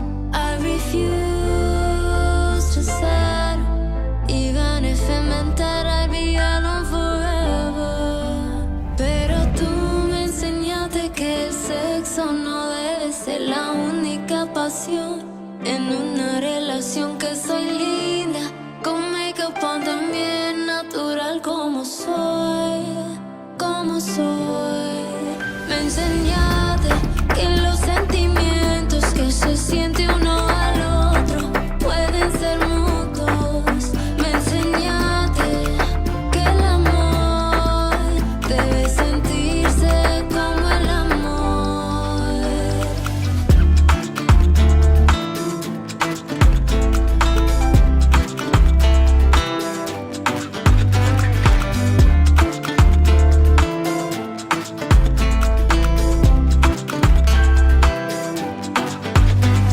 Disculpa, baby, espero que yo no te ofendo. I'ma be honest, never felt this kind of love before. Todo nuevo. I like keeping the surface a really good way to keep 'em. So when you dove deep, it made me think that I would lose us. Ya me acostumbré a estar sola. I found happiness en el mar y las olas. I refuse to settle, even if it meant that I'd be alone forever. We're getting to a spot in the game, Jay, where every possession is going to start to count, be magnified a little bit more. Welcome back, by the way, everybody. Thanks for tuning back in. 48-47. Michigan State trailing by 1, and they've done a great job getting back to this point, Jay. Yes, shout out Michigan State for playing defense. But I'm here to talk about SMU. I mean, Cam Jones is their main guy, and he's been struggling.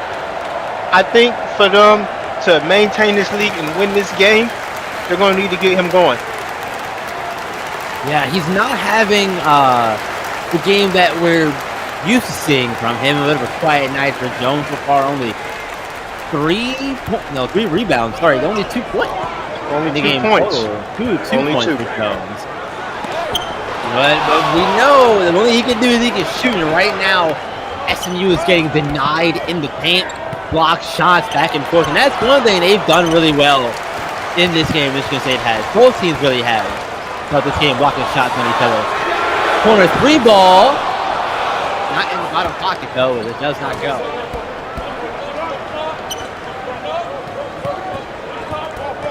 But Jay, if you are head coach Rob Lanier from SMU, what do you say to you guys in the timeout to try to get them to get back on the right page here? They're now trailing by 1. This is, I believe, Michigan State's first lead of the game as we get another timeout here. I guess we can talk about the timeout conversation during this timeout. Yes, I will gladly give you an in-depth analysis of what's going on in this timeout for SMU, Ron. By all means. If I'm SMU's head coach, I'm telling everybody to calm down. We're at home. This is our court. This is our territory. And the game of basketball is a game of runs. Okay? And Michigan State has made their run. It's over now. They're up 1 point. That's good. That's fine. We could score 1 point the next play out. But we need to calm down, execute, get Cam Jones the ball, get Maury Washington the ball down low, and let's create some easy buckets or even get Barry the ball down low. Let's get some easy points, get our confidence back up, get our crowd back involved, and let's go win this ball game. They have plenty of options. That's the thing. McCallum Duvall out of everybody who you didn't mention there. Yes. 10 points on the night. Torian Lane 13 points on the night. Duvall is 5 of 12 from the field. Lane on the other side of that is 5 for 6. So really efficient night from him. They have options, but Johnny Edge has also been a bright spot, I'll say, for Michigan State tonight. Yes, he was their beacon of light when they were down and out. There's Cam Jones. Spin move into the layup from Jones. Is it time for Cam Jones to come alive? I think it absolutely is, but that's enough for me to decide. I'm just a guy commentating on the game. Yep, and you're doing a great job commentating, but again, in that timeout, like I told you, it's time for Cam Jones to come alive, and that's what I think they preach. They should get him the ball. Get him the ball and let the magic happen. We'll see what happens here. Randolph, shot clock down to 1 second. I gotta get it up, and they do. They almost went in, and they get the rebound anyway. Milhouse on the glass, kicks it out for the 2 from Jai Edge. Look at the effort. The effort from Michigan State on that possession. Shot clock down to 1. You get the rebound. Right back up with it from Jai Edge. Nicely done. Yes, if you're SMU, you can't give up that rebound at this point in the game, especially when you're trailing. You already lost the league, and now you're giving up offensive rebounds. It seems to be going downhill for SMU. They need to refocus and lock in for the latter part of this game. Lock in and lock them out if you're SMU. But for all the credit we've given both sides really in this game, I think one of the big things that I've seen throughout this game has been the lack of impact that Cam Jones has made, and that has a lot to do with the fact that Michigan State's playing a really good defense on Cam Jones tonight. Absolutely. You gotta give Michigan State credit. They are following the game plan on Jones, and it's been working. I think SMU coach should find some more creative plays to put Cam Jones in some different spots and help him get going, and not just rely on his God-given ability. Ron. Yeah, I agree. And you know, you're a shooter, so you might have some answers for this. Trying to defend a guy like Cam Jones, who's a shooter in his own right, it's tough, sure, but it can be done. And clearly, Michigan State's done that. What have you seen out there tonight from them that has really made it hard for Cam Jones from Michigan State's defensive? You know, Ron, they've been doing a good job of just staying in front of him, making him a dribbler first, because he is a shooter, Ron. Making him dribble the ball I think helps Michigan State get their defense set, and shooting off the dribble is a little bit harder than just catch and shoot. So when they make him a dribbler, I think it's been helping them out. Certainly has. We saw a big block from Corian Lane on the defensive end. Now on offense, can they score is the question. And held in check here these past few possessions. And you see what I'm talking about here. We're watching Cam Jones move around the backside of the play there, and he's not getting any kind of room to maneuver. Corian Lane finds a little sliver of space. Pass does go his way, and they score. 2-point lead starting. Yes. I think Michigan State is going to know what type of gum Cam Jones is chewing after tonight, how close they are to him. Yeah, right? How do you like your coffee and all that other stuff? Yeah, 2-point lead for Michigan State as we get a timeout here. A little break in the action. We're going to take one ourselves, folks. I'm right back. Kyrie Irving, Melo. What's up, Melo? Did you hear what Foot Locker is doing with the Week of Greatness? Dropping the freshest kicks as always. They're doing a lot more than that. Instead of using some big-name athletes and celebrities in the commercials, they're using them to do some good in the world. Are you sure? Yeah, Kyrie is me. Carmelo, of course I'm sure. I need to call Anthony Davis. He's gonna love this. What's up, Kyrie? I just heard. That's super cool they're doing that. I know. That's definitely gonna raise a few eyebrows. I'll talk to you later. Later. Yo, Porzingis, you hear what Foot Locker's doing for the Week of Greatness this year? Well, James Harden, I assume they're dropping more hot new sneaker releases than ever? Of course, but they're also using all the big name athletes and celebrities to do some good in the world. So instead of being in a commercial like usual, they're out in the real world doing good? That's cool. Using all the big name athletes and celebs to do some good instead of being in a commercial? Sure is a cool idea. Or my name isn't Damian Lillard. Gentlemen, the open house is over. You'll have to be on your way. What? Don't you know who we are?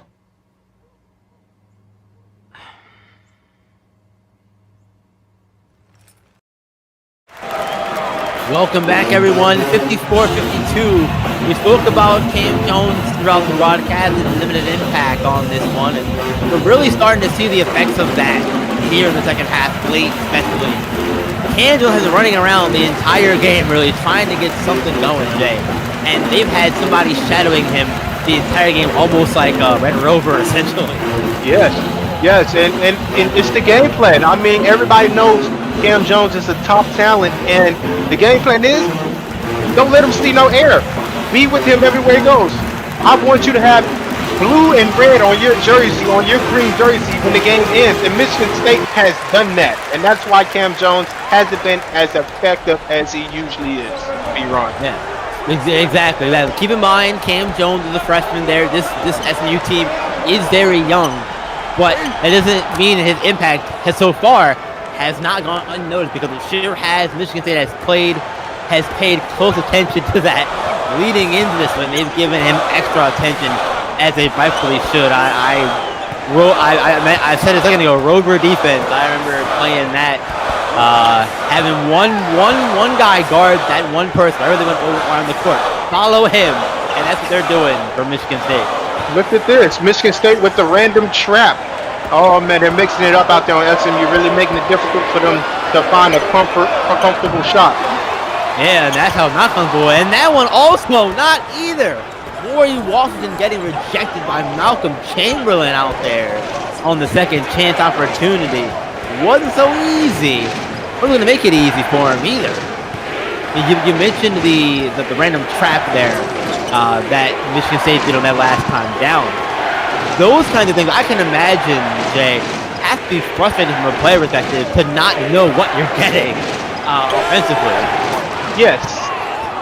Oh, man. And here's Caden Reno with another strong finish there on the inside. Yeah, big time move, and Michigan State starting to push this league up later in the second half. SMU, I don't know, they're kind of losing their wheels a little bit here late. Yeah, wheels starting to fall off the crust here. But the random traps, the double team, that kind of stuff, like I said, has to make it hard on you as an offensive player. Trying to figure out what the heck's going on with what the trying to do to you. Absolutely, and sometimes that can be scouted and sometimes it can't. You know, some coaches like to make special defenses out of timeout, just like coaches like to draw up special plays out of timeout. Special defenses can be created out of timeout too. So if you can scout that, that'd be better for your team to know in situations like this, B-Ron.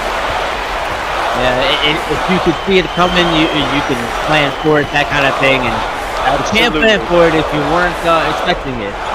They got to get Washington to the ball in the post with this little guy on him right now.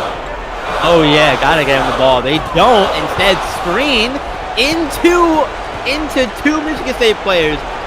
Now, again, I'm a player. I was a former player, yes, but not at your level. But you're not supposed to do that, right? No. And SMU's ranked 21 in the country. They have to know how to score late in games and close out games. And right now, it's not looking like they know how to do that. And one, Malcolm Chamberlain. Foul on LaShawn Berry, his second of the game. And that, I think, is a very costly one here as we get down to under 4 minutes left in the game before the free throw. We'll get a timeout here. SMU going to take one. You see Maury Washington there. Frustration on his face as they go to the bench here for the timeout. If you are Coach Rob Lanier, what are you telling your guys as we get down to the final few minutes of this contest, Jay? There's a lot of time left. We can win this game, but it has to start on the defensive end. We have to stop letting them score in the paint, and we have to stop fouling. That's my defensive pitch to my team in this timeout. Offensively, we have to be confident and get the ball to the right guys at the right time. And I will point out how Washington has a smaller defender on him, and he doesn't get the ball, but we call for this on-ball screen and we turn it over. That's not SMU basketball. That's what I'm telling my team right here. That's not how we roll. We get the ball where it needs to be, and we score effectively and efficiently. And that's how I work this timeout if I'm SMU. I love that. On the other side, Michigan State, they're leading right now, but that could all change very quickly. Again, we know Cam Doan's out there on the floor, and if he gets a couple threes, that could change very quickly for Michigan State. But what are they saying as we resume play here? If I'm Michigan State, I'm saying keep doing what we're doing. Defend. No easy buckets. That's what. If I'm Michigan State, that's what I'm going with right now, because they have been defending this second half. Block shots. Shout out to Chamberlain. He has like 3 blocks this second half, and he's really been a whole new player, quite literally, from the first half. B-Ron.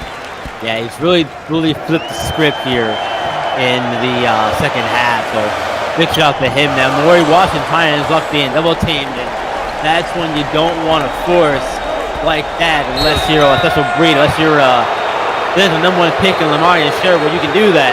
Maury Washington though, not quite there just yet on that one. And LaShawn Berry picked up his 3rd foul of the contest on Elia. Elia gonna go to the line for Michigan State here.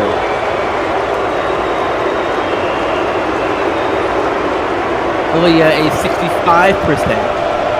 I don't know if I mentioned that number earlier in the broadcast, but I did just now, so you can't say I didn't do it. That's right. And apparently he has an extensive jersey collection, and I would like to see one day. Earlier here. Him and Trevion Novick could perhaps exchange jersey, exchange number to talk about jerseys or something like that. That's gotta be a really cool hobby to have. Especially with the rich history of basketball from, not even just, SWBA, but all over the world. As McCallum Duval gets a good jumper to fall there for him. 2:30 left in the contest. If Duval could be a source of baskets for SMU, I like it because he's quick and he could get hot fast. I think that's good if he could get going here with the last 2 minutes. And you saw the quick double team there. You're seeing him try to bring it up. Berry does get to edge, and Randolph fumbles the pass, but corrals it. Now the 3-pointer, good! Man, shout out to Michigan State, man, for being patient. SMU is obviously trying to speed them up with the trap and force them into mistakes, but Michigan State just runs the offense and hits a dagger 3. Shout out to Michigan State on that possession. Adrian Elia got that one to go. Now inside to Chamberlain. Chamberlain, good. The push from Duval, not enough to impact him there. Too strong for all of that, says Malcolm Chamberlain. as Michigan State is looking to salt this one away, and now a foul on Edge, his second. Minute 36 left, Jay. Down 12. Still time left in this one if you're SMU. Absolutely. The three-point shot. And SMU has the people to do it. They just got to take and make shots at this point. They have Duvall. They have Jones. They have Lane. And if they want to put in Corbin III, he's a shot creator who could jump shoot. They got Crump. They have shooters. They just got to be confident and make the shots. There's enough time left. Trust me. Yeah, you mentioned three-point shooting a minute ago there, and I cut you off. I'm sorry, but this is the SMU team that's top 5 in both three-pointers made and three-point percentage. So yeah, they could get hot. I'm usually a positive peep. I usually am.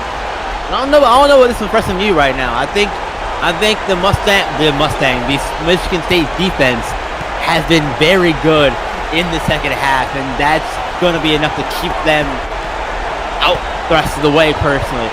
Especially if they do what they do now and milk clock with Edge attacking here to the rim. Can't get it, but look who's on the glass. Now from Chamberlain back out to Edge, and they'll have a second chance and they'll wind this clock down some more. Another three-pointer. That one good from guess who? Jadrian Elliott. Elliott comes alive and wins the game for Michigan State, in my opinion. 2 big three-pointers late. Big time. Big time, projected second-round pick. Maybe up in his draft stock a little bit there. Maybe he's still in that second-round range, sure, but maybe he's higher up in the second round. Who knows? But we'll see. That shot right there, these last 2 minutes from Jadrian Elliott, might be enough to up his stock a little bit in some SWBA scouts' eyes. And it just the nail in the coffin from Jai Edge, man, as Michigan State is going to get over 500 with the win tonight. They'll get to 7-6 on the season and snapped their, I don't want to call it a losing streak, but bounced back from their last loss, which was to Princeton. SMU, on the other hand, falling to 8-6, and they will, coming off their win against Georgetown, they will lose this one. Final thoughts as we wind the clock down on this one, Jay. SMU got rattled, gave up the game. Shout out Michigan State for living up to that blue blood name in the second half, B-Ron. Absolutely. As number 21, SMU does go down. Michigan State 73-62. For Sniper J, all the guys and gals in the truck, I'm B-Ron. Have a wonderful night. We'll see you back here on SimWorld TV tomorrow for more SimWorld Youth Basketball. And remember, SimWorld's the only place where you can see the game, be the game. This has been a presentation